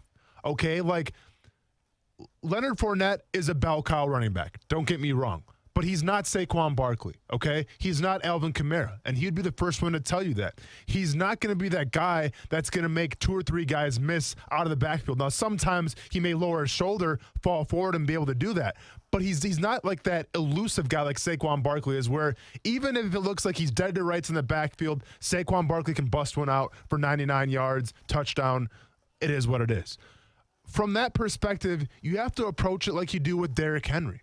You have to approach it like you do with Mark Ingram, where you have to get push. You have to go forward if you're on the offensive line. If you can give Leonard Fournette any kind of hole and any kind of space, then he does what he does best. And that's having very elusive speed that's really unassuming when he comes down the line, and then the power to lower his shoulder and deliver the contact. That's what you have to have. To sit here and say, yeah, the Jacksonville Jaguars offensive line, we like what we see going forward. That's great. And maybe on paper, you know what? They're not the worst offensive line in the league. And one could argue maybe they're a top 15 offensive line. It is what it is. But once again, you have to have them play to the best of their abilities, and you have to let them play to what you do well and what you need them to do. And what you need that offensive line to do, obviously, is block for Gardner Minshew or block for Nick Foles. But you have to get push up front to help out your running back situation. Yeah, and so obviously the running back works in hand-in-hand with the offensive line. What I wonder a little bit is how much the quarterback decision will work with the strengths and weaknesses of this offensive line. And we brought it up, I think, 2 segments ago, where Dave Caldwell said Gardner can do some things off schedule. That's a strength of his, and that's good for the offensive line. That's the way the NFL is going. And if the Jaguars want to play catch-up and go with the trends of the league, it certainly fits this football team right now to have a guy like Gardner Minshew and his ability to move around more so than Nick Foles, and to go along with an offensive line. Let's just be honest, even if you like them, they still are not maybe the Colts offensive line or the Cowboys offensive line and just going to maul people. That is not the case. So, or even San Francisco for that matter. But I think that's why all these things, it gives you a little breathing room in the draft, gives you different ways to go, but it also, from your quarterback decision standpoint, certainly in my opinion, the writing is on the wall for Gardner Minshew to be the guy. And I think the offensive line, Austin, may have a pretty decent say in which way they go in that QB spot. Yeah, I mean, absolutely. I think if I'm an offensive lineman right now, obviously I'm probably pushing more towards Gardner Minshew just because he is more of the mobile guy. And to me, it's a little funny, right? Because if you remember Nick Foles back in 2017 in the Super Bowl, go back and watch his performance in the Super Bowl. That guy was running around. That guy was creating plays with his legs. And for whatever reason, he got to Jacksonville, and I don't know if it's because he got hurt and he maybe was a little gun shy when he came back, wasn't 100% healthy, whatever the reason was, but you didn't see that mobility that you saw in Philadelphia. Now, maybe Nick Foles comes out this year and, all of a sudden we see the old school Nick Foles, the 2017 Super Bowl MVP Nick Foles, where he is running around a little bit and creating those plays. But I'm just saying from what I saw this past season, Brent, and I get it, small sample size, but if I'm an offensive lineman right now, I'm obviously pushing for Minshew because he can extend the plays and he can kind of maybe save my butt a little bit if I do let a guy go past me. At least Gardner Minshew can see that coming, get open, and still make a play. Hey, one thing I will say this about Cam Robinson, if I'm like Doug Marrone and I have my job's on the line this year, it feels like your job's on the line every year, but we know it is this year. So, we thought it was last year. Yeah. But if I know it is, I like guys that are coming into my football team and on my roster that have something to play for even more than the team. And what I mean by that is guys that are in their contract year. And so Cam Robinson will be coming up on that. He'll have a chip. He'll be healthy. He'll have all these things that they said. He'll be able to do the offseason and get a foundation and the fundamentals and the discipline of the position that maybe he didn't have the chance to while he was recuperating from injury last year. But also have a chip on his shoulder. He knows this is a big moment. This is a big year about his future, about millions and millions and millions and millions of more dollars. So I like that. I like when players are on edge. I think if you go back to 2017, a lot of that team was on edge. They had something to prove. And I thought that was a good situation to be in. If I'm the head coach of the team, I like that. The more guys I can find like that, Leonard Fournette will be in that situation. That's a good thing. He'll be motivated. He should be motivated. For reasons outside of me just motivating him or just wanting to win. So I think there's a lot to like in that regard. One thing about the offense, some comments on it, Michael Mann says, Minshew makes the OL look better. Would be wonderful to see him performing behind a good offensive line. And to Austin's point, even about Nick Foles, I mean, listen, people operate better behind good offensive lines. There was a better offensive line in Philadelphia, even though you're right. It did look like he was more mobile in Philly than he was at least comfortable being mobile last year because he looked way more like a statue. BC says Leonard Fournette has 1,500 yards rushing with an average O-line. I think that's a fair point. Tim says the Jaguars' O-line issues were penalties. A lot they had to do with a moving QB holding onto the ball. Their O-line isn't as bad as people think. Their O-line played better than the D-line. Interesting. They ran better and allowed less sacks than average. D-line can't stop the run. That's an interesting take because you would think the strong point of the football team is on the defensive front. Well, last year they stayed healthy, and you could argue they might have been more productive on the offensive side of the football in the trenches. That's a pretty good one. Yeah, I mean, and listen, you could go either way with it. I would argue, though, if you really buy into the pro football focus analytics, they're saying that Calais Campbell was the best 3 technique against the run last year. I mean, I don't know. Okay. And for the Jaguars to surrender back-to-back 200-yard games on the ground, I would say obviously that was definitely a liability for him. So, I mean, listen, to me it's not a competition. I think the offensive line at times were bad, and obviously the defensive line, especially in the run game, were horrible as well. And that's kind of the point, I think, of this whole conversation here, Brent. Like, as far as getting after the quarterback, yeah, Yannick Ngakoue pretty much did his thing, Josh Allen obviously shown that he's got a bright future of getting after the quarterback. Calais Campbell had some sacks as well. Dwayne Smoot came out of nowhere and had a couple sacks himself. So from the standpoint of getting him in 3rd and long, rushing the quarterback, well, they had the blitz to do it. They didn't do a lot of 4-man rushes, but when they did the 5-man rushes and the blitzing, it worked out well for them. But the whole point is being able to run the football and stop the run. And once again, I understand Leonard Fournette was 7th in the NFL in rushing. Fantastic. And keep in mind, he didn't play the last game of the season either. So those numbers are a little skewed. But at the same time, I remember too many times I saw Leonard Fournette get tackled in the backfield. I remember too many times watching Gardner Minshew hand the ball off and Leonard Fournette's already getting hit. And I think if you look at, the ability to run the ball and the ability to stop the run on defense, it's all about attitude and it's all about coaching. And I think you can make cases for both sides of the ball, whether it's running the football or stopping the run. The Jaguars were not that good at this year. So, once again, you can have these guys on paper, your Calais Campbells, your Josh Allens, your Yannick Ngakwe's, and you can have these guys on paper on offense, whether it's Brandon Linder, Andrew Norwell, Juwan Taylor. You can have all those guys. But if they're not playing with their identity and kind of that push up front, it doesn't really matter to me. Yeah, you have all the talent in the world, but if you can't get a single yard on a 4th and 1, I can't buy into you, man. So I think from both sides of the ball, not being able to win in the trenches in the run game, it's definitely a liability for the Jaguars going forward until they fix it. Hey, quick question here. What do you think their identity will want to be in 2020? I know it's very early, but if you could design it, because we talked all last year, they didn't have one. So is it Gardner Minshew? I mean, does he become their identity? Is it let's be physical and win the trenches?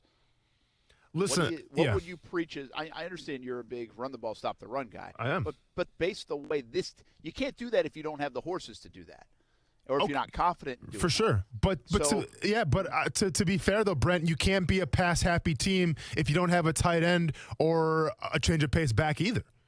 So depending on the tight end situation this year, whether you get an Austin Hooper, a Hunter Henry, we'll see. But with the way the roster sits right now and for what the Jaguars have, I still say they're going to be a run-first team, pass second, and set up the play action.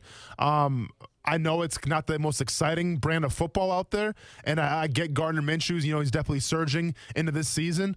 But to me, Leonard Fournette, if he has the blocking in front of him, can be a very dangerous back. But you have to understand what you have with Fournette. Like I said before, he's not Saquon Barkley. He's not a guy that's going to dance in the backfield to make guys miss. He's got to hit guys going forward. And if you can't do that, then you don't have an identity. But I still think with Doug Marrone, too, at the helm, the Jaguars will still try to play that smash mouth style football and then counter with Gardner Minshew in the pass game.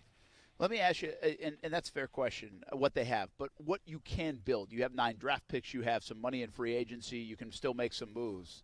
How would you frame it? And I'm putting you on the spot here, so it's not like we're building this thing from scratch, but you know what the Jags are. You know what they have been, and you know what you kind of want to do and can do. It just takes a couple moves here and there to make you that. Yeah.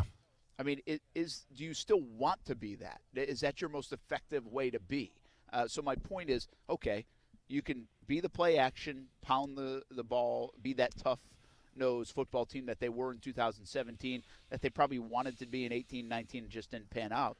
Or do you become this Gruden-Minshew mix of we're going to be fun as hell?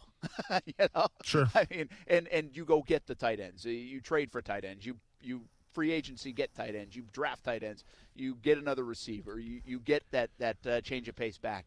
I mean, if you could have your pick, the way they're constructed, plus what you have in front of you the next 2 months, yeah, which way would you take it? Obviously, it's hard to predict, Brent, because we don't know who's going to be signed again. We don't know if Calais Campbell's coming back, Yannick Ngakoue is coming. We don't know all these answers. But you get to make those moves, yeah. is my point. So from that standpoint, let's go ahead and take an internal look at ourselves right now on the Jacksonville Jaguars. Number one question with Gruden coming in is, can you put up 27 to 30 points a game with what you have right now on a team? All right, now take the tight ends out of it and I'm just saying, for what you have right now, can you put up 27 to 30 points? And I would probably answer that with a wholeheartedly no.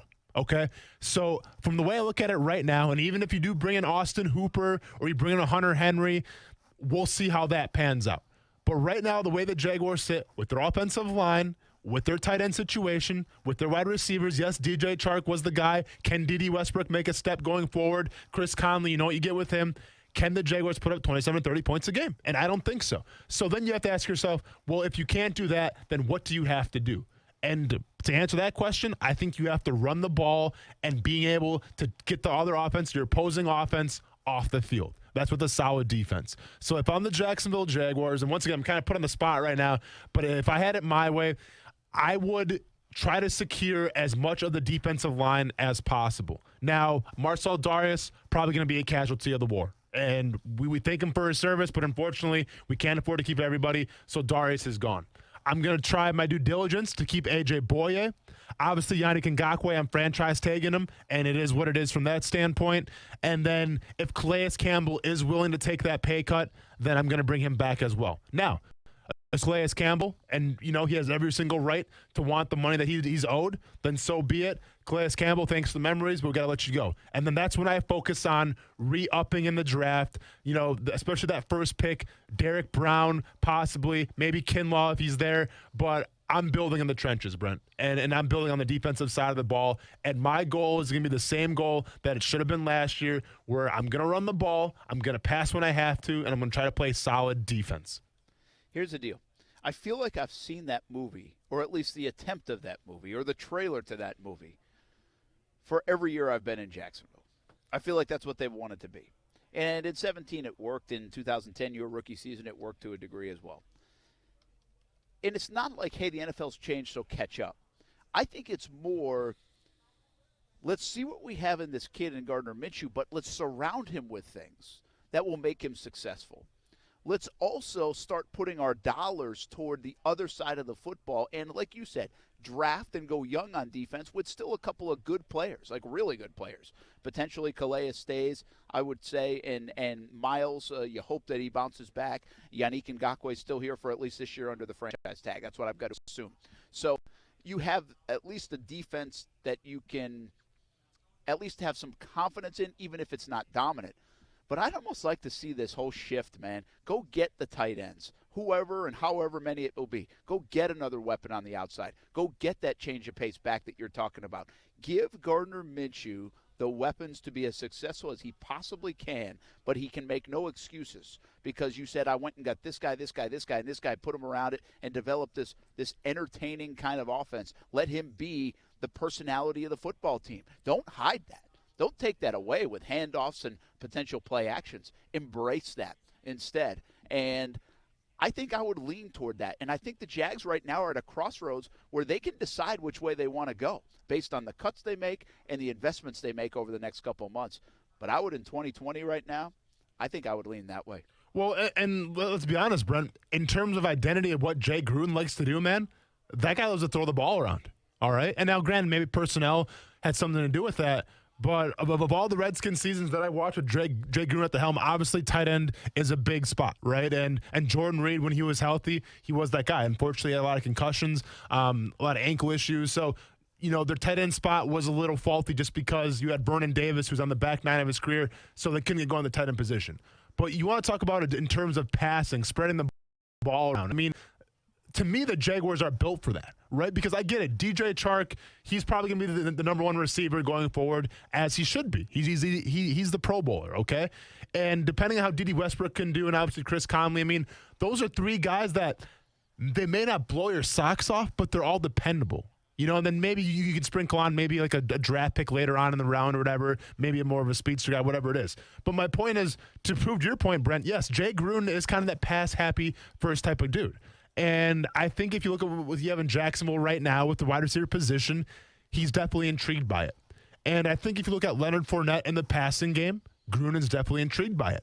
The biggest question, though, and it's something that we echo till the cows come home, is the fact that can they get the tight end? Can they bring in that Hunter Henry? Can they bring in that Austin Hooper? Because you're not going to do it more than likely this year in the draft. We don't know what Josh Oliver's going to do, obviously, going forward, but you have to have the tight end in order to be that pass-first happy team.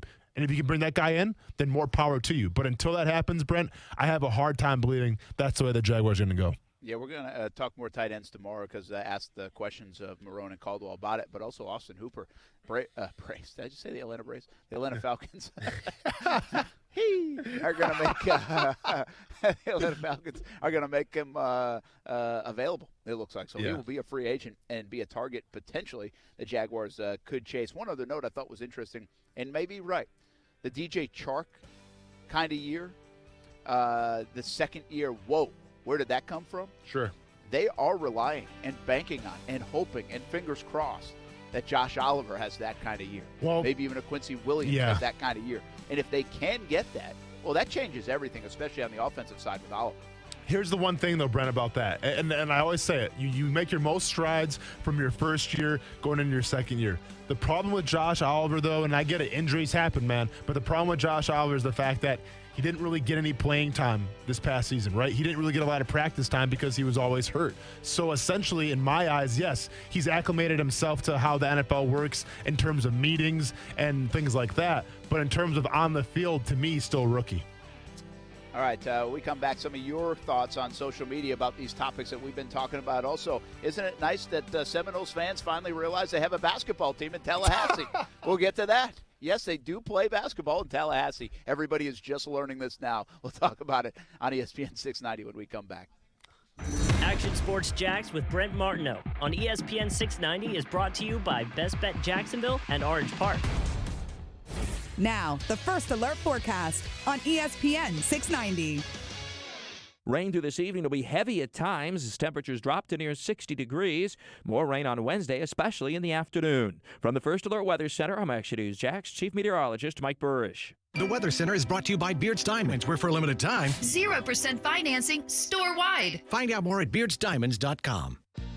Being a victim of medical malpractice can leave you feeling like you've lost control. I'm Eli Anajar from the law offices of Anajar and Levine. Medical mistakes happen more often than you think. Understanding your legal options following medical malpractice is important. If you think you've been the victim of medical malpractice, call the law offices of Anajar and Levine at 904-600-4000.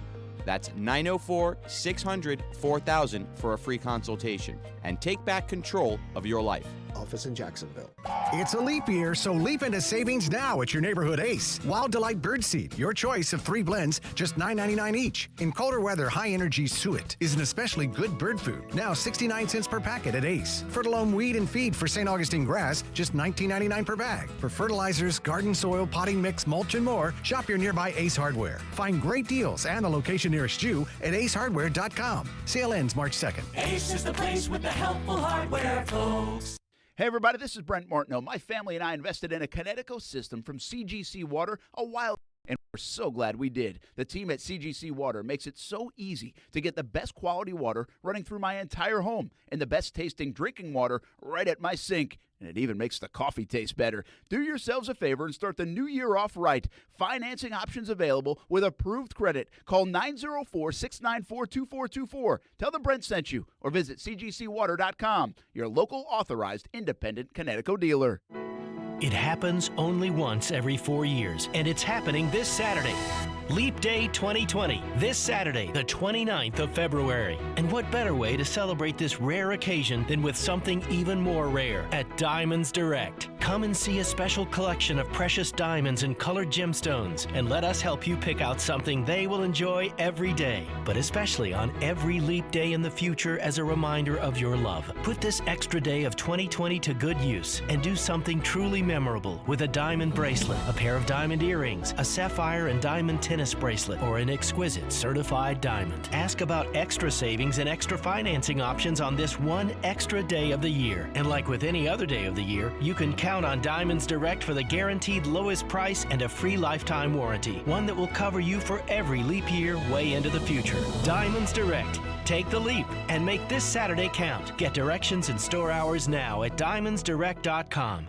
At Action News Jax, we're here for severe. When storms threaten, put your trust in the Action News Jax First Alert Weather Team, led by Chief Meteorologist Mike Burrish, rated the most accurate for the last 13 years. The First Alert Weather Team is the only team of certified meteorologists in the Jacksonville area. That means we have the most schooling and training to forecast and predict severe weather, and that experience will keep you safe from a storm. Action News Jax First Alert Weather on CBS 47 and Fox 30.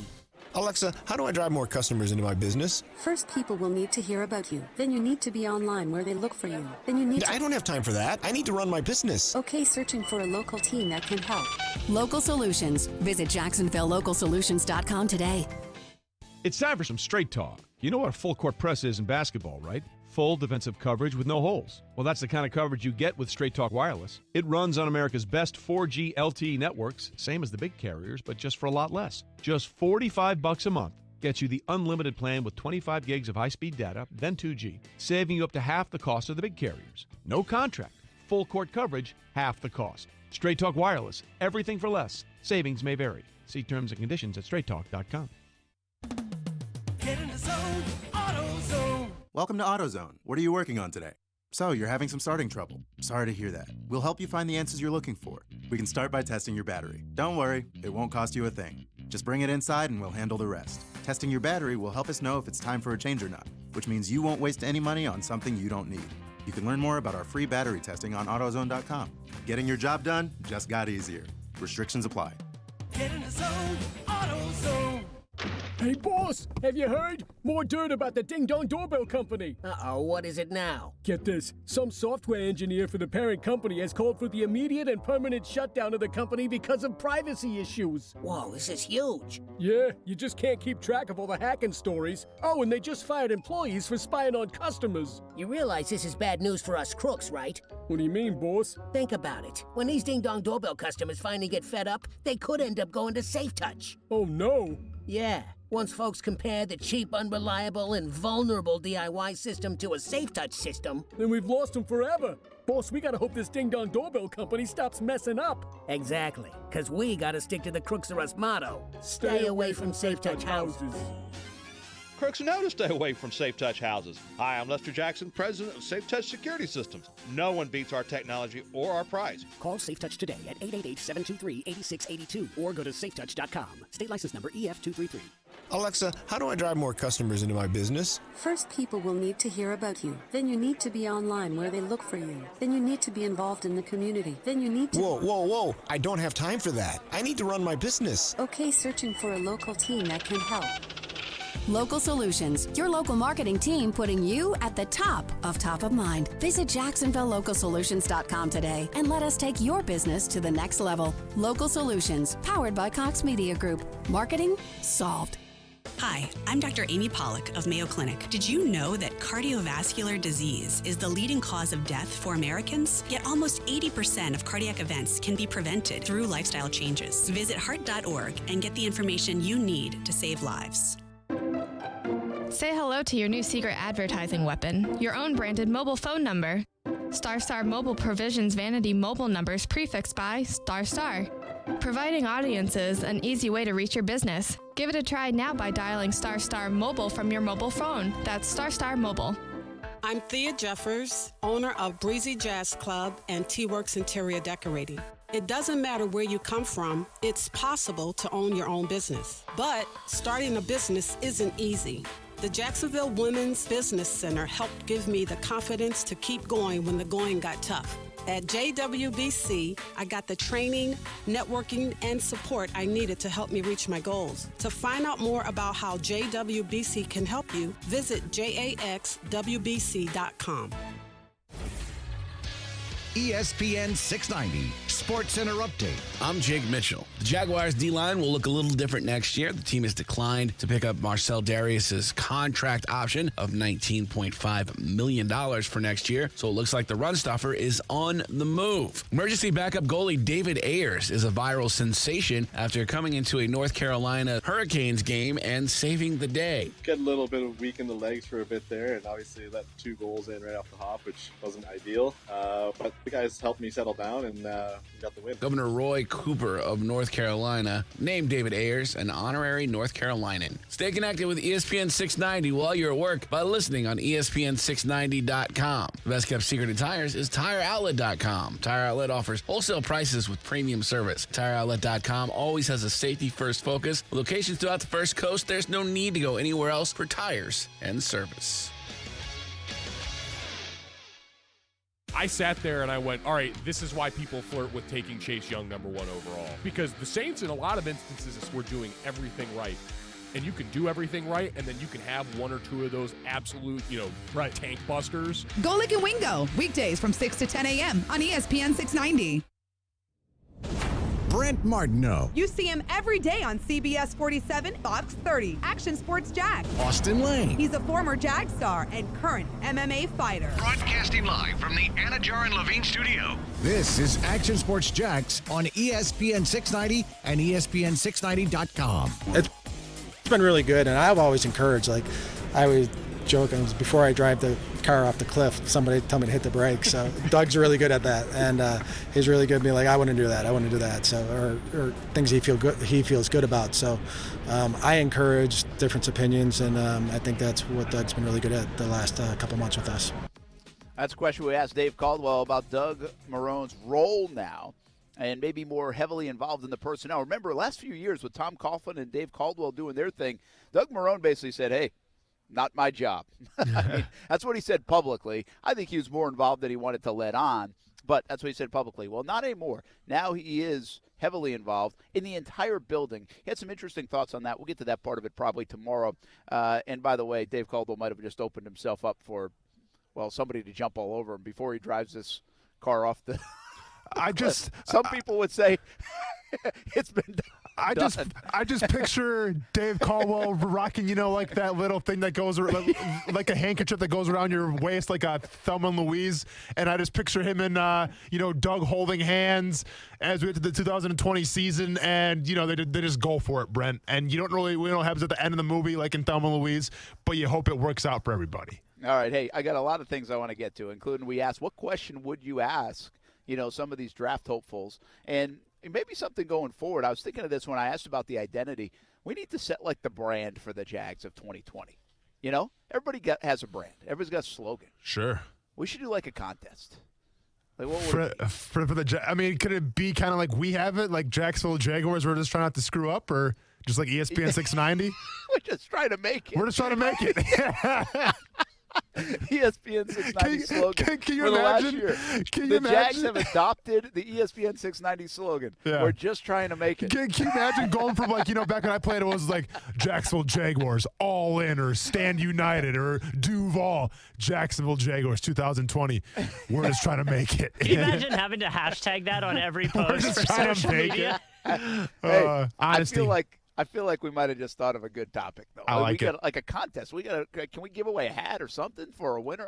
We might want to do this. I like it, man. Organize it tonight. I like it. We got to check with Nick. Got to run it by the bosses first. Oh, of course. Either way, it can be a talking point. Absolutely. But we might need some time. We might need a little time to establish this. But we also got to beat them to the punch, so maybe we can suggest it and they take it. Yeah. No, dude, I'm all for it. All In was one of them. Remember years ago at the start of the ownership, All In.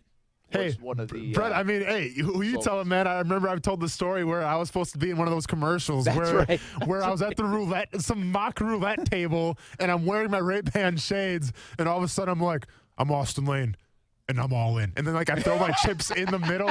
Thank God that didn't air, because I could only imagine the blowback that I would have got from doing that cheesy commercial. That's probably the reason why I didn't go to TV. This is how I get so behind on the show, by the way. We talk about this stuff. We got a lot to get to. Sure, let's get it. Let's get it. Come on. So we got Ballin' and Fallin'. I want to talk a little FSU hoops, but there's been some folks that have interacted with us on social media about the topics we've been talking about with the Jags. The Jags-dominated show today. Yeah. George says 2 entirely different quarterbacks. It'll be interesting to see what a comp between 15 and 7 will look like. Any pressure or just tossing balls through tires, meaning the competition? I think it will be a sincere competition. Real MBB, Matthew says he shouldn't even be in the building come training camp. Find any trade you can. That was when I said, is it good for Doug Marrone? If you were Doug Marrone, would it be good to have Foles on the roster? McWhale says, for moral support, ? Nah, get him out of here. I don't think that would be why. Josh says, I like having a proven veteran QB. The salary is a problem, but I'd rather keep him and pay him than potentially give up draft capital to move him. If an opportunity comes later to actually get value back, then I'd take it. Listen, they're not going to give up a draft pick to move Foles. They just won't. Yeah. That is not happening. Let's see. Let me keep going here. First Coast Bubbler says money always matters. I think that has to do with Jan.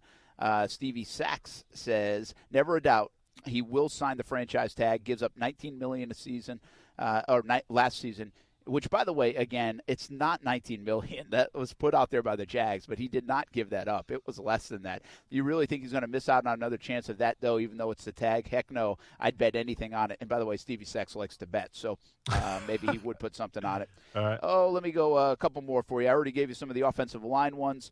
I just appreciate people jumping in the conversation, so I want to get them on. Casey says, here's the thing. Minshew gives you more options. The OL doesn't need as much upgrades with him as QB as it would with Foles. So from roster building, it makes more sense to go with him as starter. Adam says, team tag and trade for Yannick Ngakoue. And we've got even more coming through. I just tweeted this about the Yannick Ngakoue situation. And this is why we talk so much about it, because there's so many layers of it, Austin. This is my tweet, and I couldn't fit it all in. I said the Yannick situation's fascinating. Jags love him, but they didn't pay him. He doesn't want to be here now. Jags still love him. Will franchise him because that's what's going to happen. Will he play on the franchise or not? That's the next layer. What would a trade return in terms of value once they do tag him, because they could trade him? Will he ever sign a big deal with the Jags because you have to change his mind? He doesn't want to be here. So all of that, and I even thought of today, heck, if you tag him once and tag him again next year, you might still make out better if you're the Jags. If you look at $22 million a year over the next 2 years, that would be $44 million with a lot of guaranteed money. I know the tags are guaranteed, but it might still come out to less than $44 million. So there are so many tentacles to this. Isn't it set up though where you can only franchise tag a guy once? No, you can do it twice. Oh, you can do it twice still? Okay, I'm sorry. Yeah, you can do it twice. Well, we'll see what the new CBA says. Yeah. You do it twice, but it really escalates the dollars. Like it Okay. would jump from 17.5 or 18 million to maybe like 23 million. I don't even know what the number is, but it really escalates the dollars. Yeah. So that's yeah. Okay. But no, I got you. We're getting some slogans in. This Jacksonville Jaguars, comma, F it. All right. I wish we could say what we really want to say. Now I have to sometimes. go online and check them out. I like it. So we're getting some good ones there. But anyway, isn't the Jan? I mean, how fascinating of a scenario is this whole Jan situation? Yet we won't see it played out probably in the public realm. Yeah. And I think Caldwell and the Jags made that clear. And I'll go back to what I've said a couple times, going back to the Super Bowl, and I said earlier on the show. We talked to Maurice Jones-Drew, and he advised Yannick Ngakoue, don't play this out publicly. He said, don't do it. Now, that being said, Jan is the ultimate cryptic tweeter. So, Sure. I mean, here's his tweets the last. Let's go. Let's get ready for some tweets. I mean, do we have some music? Kuz, get the music ready. Let's go. I don't know when the last time we did Jan tweets, but 5 days ago it was stay calm. 4 days ago it was treat your people right. 4 days ago it was everything in the dark comes to light. 3 days ago it was new views. 3 days ago it was a quote tweet with a checkered flag because somebody tweeted a video of him performing well. 2 days ago it was never force it. 2 days ago it was don't short yourself in life. Yesterday it was driven. Yesterday it was also hating on the next man equals no blessings. Demetrius Harvey wrote an article and talked about the $22 million per year. Jan quote tweeted that, said God is gracious. Heck yeah, for $22 million he is. Get yourself a hard worker with a picture of himself 7 hours ago. Interesting. And then he just tweeted or retweeted another one. Alex Wilson said 24 years old, Ngakoue is a great option. Never logged less than 8 sacks, 4 or more forced fumbles in 3 or 4 seasons. This is a Giants guy tweeting this. And Yannick shows the checkered flag again. Was he going to wave the green flag? What's that? Listen. Stewart says he's a Daytona fan. Oh, yeah, maybe. And one could say, well, checkered flag, Indianapolis, Colt. I mean, come on. I mean, we can go day for days here. First of all, Kuz, nicely done with the music. Saw-ish, kind of like that jigsaw, let's play a game music. I appreciate that, Kuz. Let's be honest, though. And listen, I respect Maurice Jones-Drew with what he said, where the smart thing to do from Yannick Ngakoue is to not play this out in the media, and is to do it behind closed doors and to handle your business that way. These cryptic tweets, man, they don't do much for me at all. We make fun of them. Some journalists and people want to roll with them. So be it. But let's be honest, Brent, and let's go back to 2019 real quick.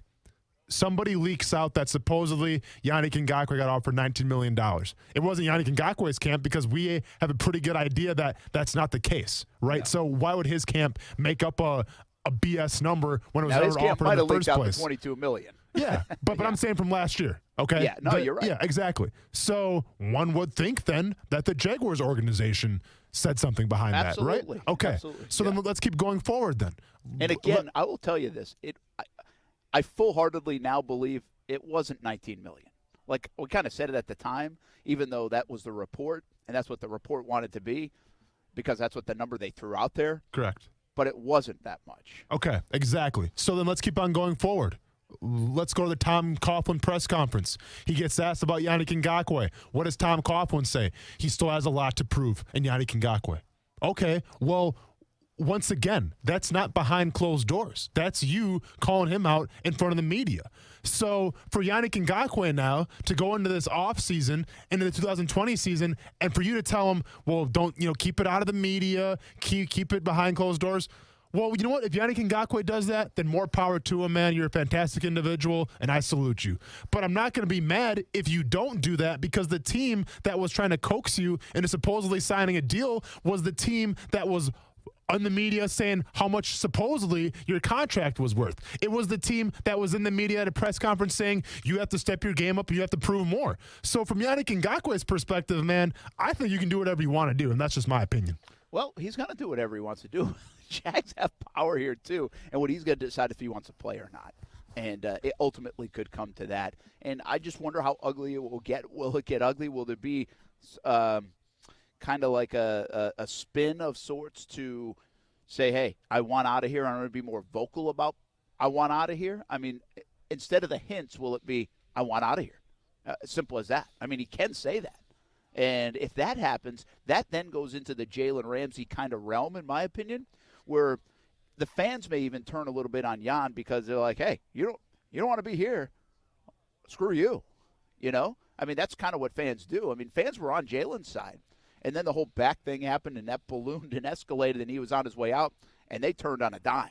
So I don't know. It won't be with that vitriol against Jan. I think there's a lot of respect for Jan, and they're two different animals in that regard, just the whole situations. But I do think you can lose favor with the fans in that regard. But, Brent, let's be honest, though. And listen, I'm not trying to call out fans or anything like that, but I'm just trying to tell it like it is right now. Do you think Jalen Ramsey is losing sleep at night because Jaguars fans don't like him? No. Do you think okay. No, but my point in the fan part is it puts pressure on the organization. This isn't about the player. Oh, this isn't about, hey, I want you to be my friend. Sure. This is about when I talk to people in that building, they say they get phone calls about Jan all the time. Yeah. Are you going to sign him? Are you going to sign him? Well, that means people in this town want them to sign Jan.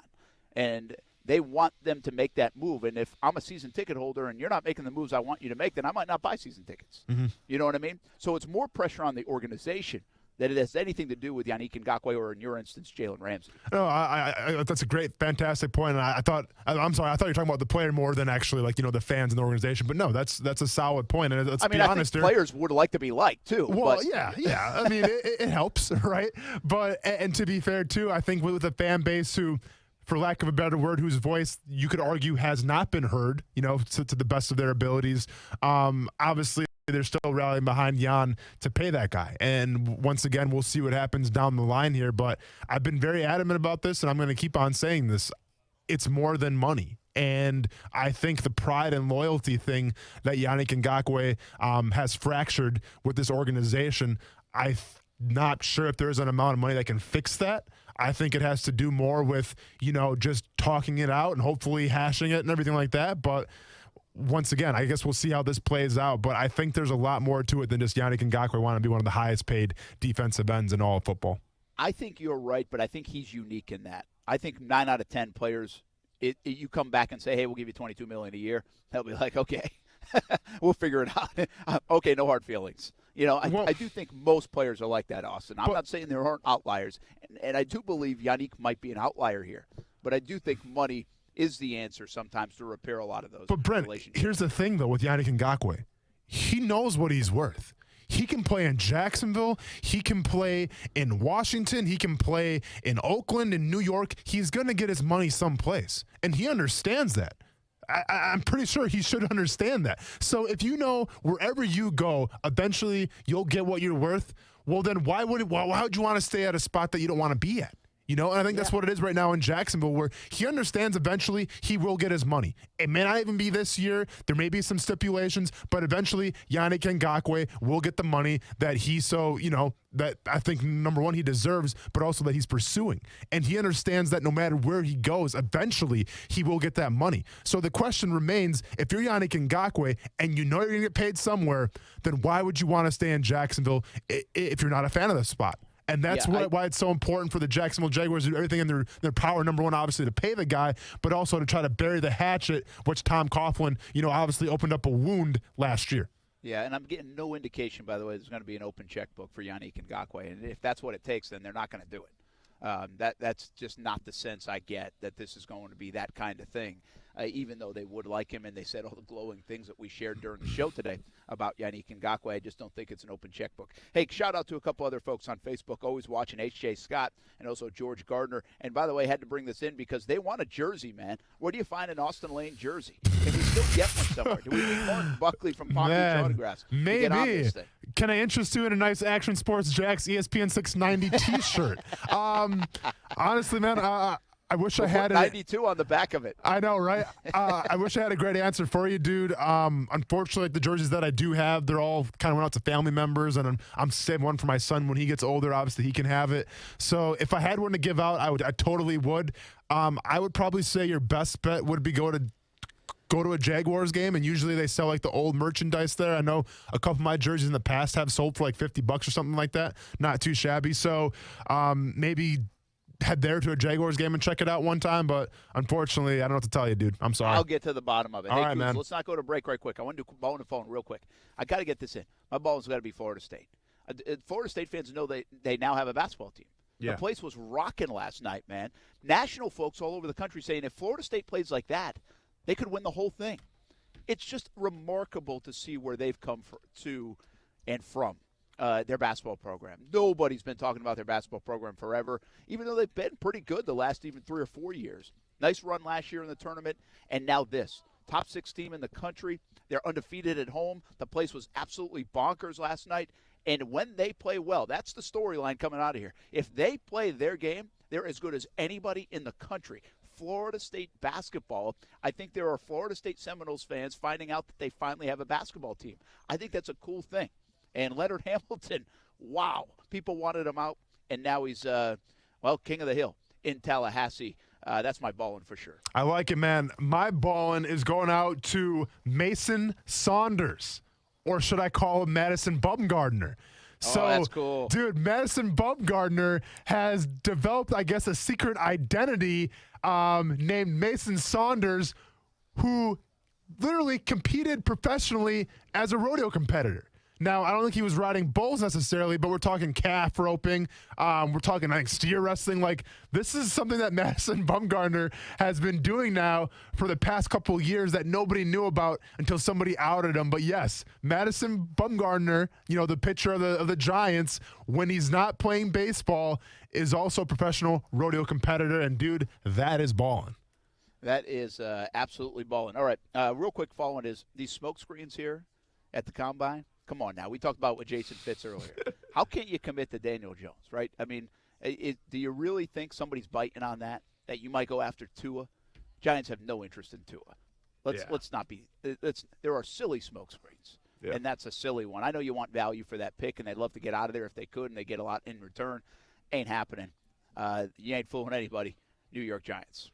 Fallen, and I hate to put him in this category, man, but Deontay Wilder for blaming his Black History Month suit that weighed an estimated 40 pounds was the reason why he lost the fight to Tyson Fury. He claims that when he was wearing the suit, he was walking into the ring, it drained the energy from his legs, and that's why he appeared to kind of be out of it even when the first round went off. Deontay Wilder has signed his clause to fight Tyson Fury again, so they're going to do it for a third time. But listen, far be it for me to tell a former champion of the world how he should or should not act, but I just feel like if you make up the excuses of, yes, it was my outfit, and you don't address the problem of you have to have a better thing than just one right hand, you have to increase your skills a little bit, then you're not going to beat Tyson Fury for the third time. So Fallen is just the excuses for losing a fight. Yeah, and listen, I don't disagree with you for that excuse, but I have to be honest, when I was watching that entrance, I was like, gosh, he looks drained already. Yeah. Like, I don't understand these elaborate entrances when you got to go box for 12 rounds. Well, and props to Tyson Fury, by the way, for being carried on a chariot. Oh, yeah, that's the way to do it, man. He had like 4 females like pushing. Like, that was cool.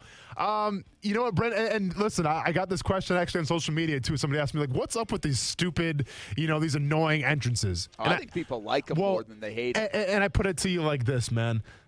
And I talked about it yesterday a little bit. The sport of boxing is so fickle, where you only get so many go-arounds. It's not like MMA, where if you're a big star, there's fight after fight after fight. As soon as you lose a little bit, man, the stigma, the shine, it falls off you a little bit. So from that perspective, you might as well get the money while you can. And if you're watching one of the biggest shows ever, you might as well make it worth it with those entrances. So. All right, Kuz is going to kill me. We got to get out of here. We're way late. That's day one for us from the NFL Combine. We'll be back tomorrow with more talk and discussion. We'll also, we never got to the questions, but we have plenty of time to do that tomorrow. Plus, think while you're sleeping tonight, brands for the Jags in 2020. We've already got some in, but if we're going to make this really work, we got to be careful with the cuss words, okay? We'll think about that. For Austin Lane back in Jacksonville and Kuz, for Stuart Weber here in Indianapolis, I'm Brent Martineau. We'll see you on TV tonight. We got team coverage from the NFL Combine on CBS 47 and Fox 30. Thanks for listening. Action Sports Jacks on ESPN 690. The Players' Championship is almost here. Hey, everybody, this is Brent Martineau. Do you have your tickets yet? Win a couple of weekly Captain's Club tickets and a shopping spree in the new PGA Tour fan shop with me. Yeah, I'll dress your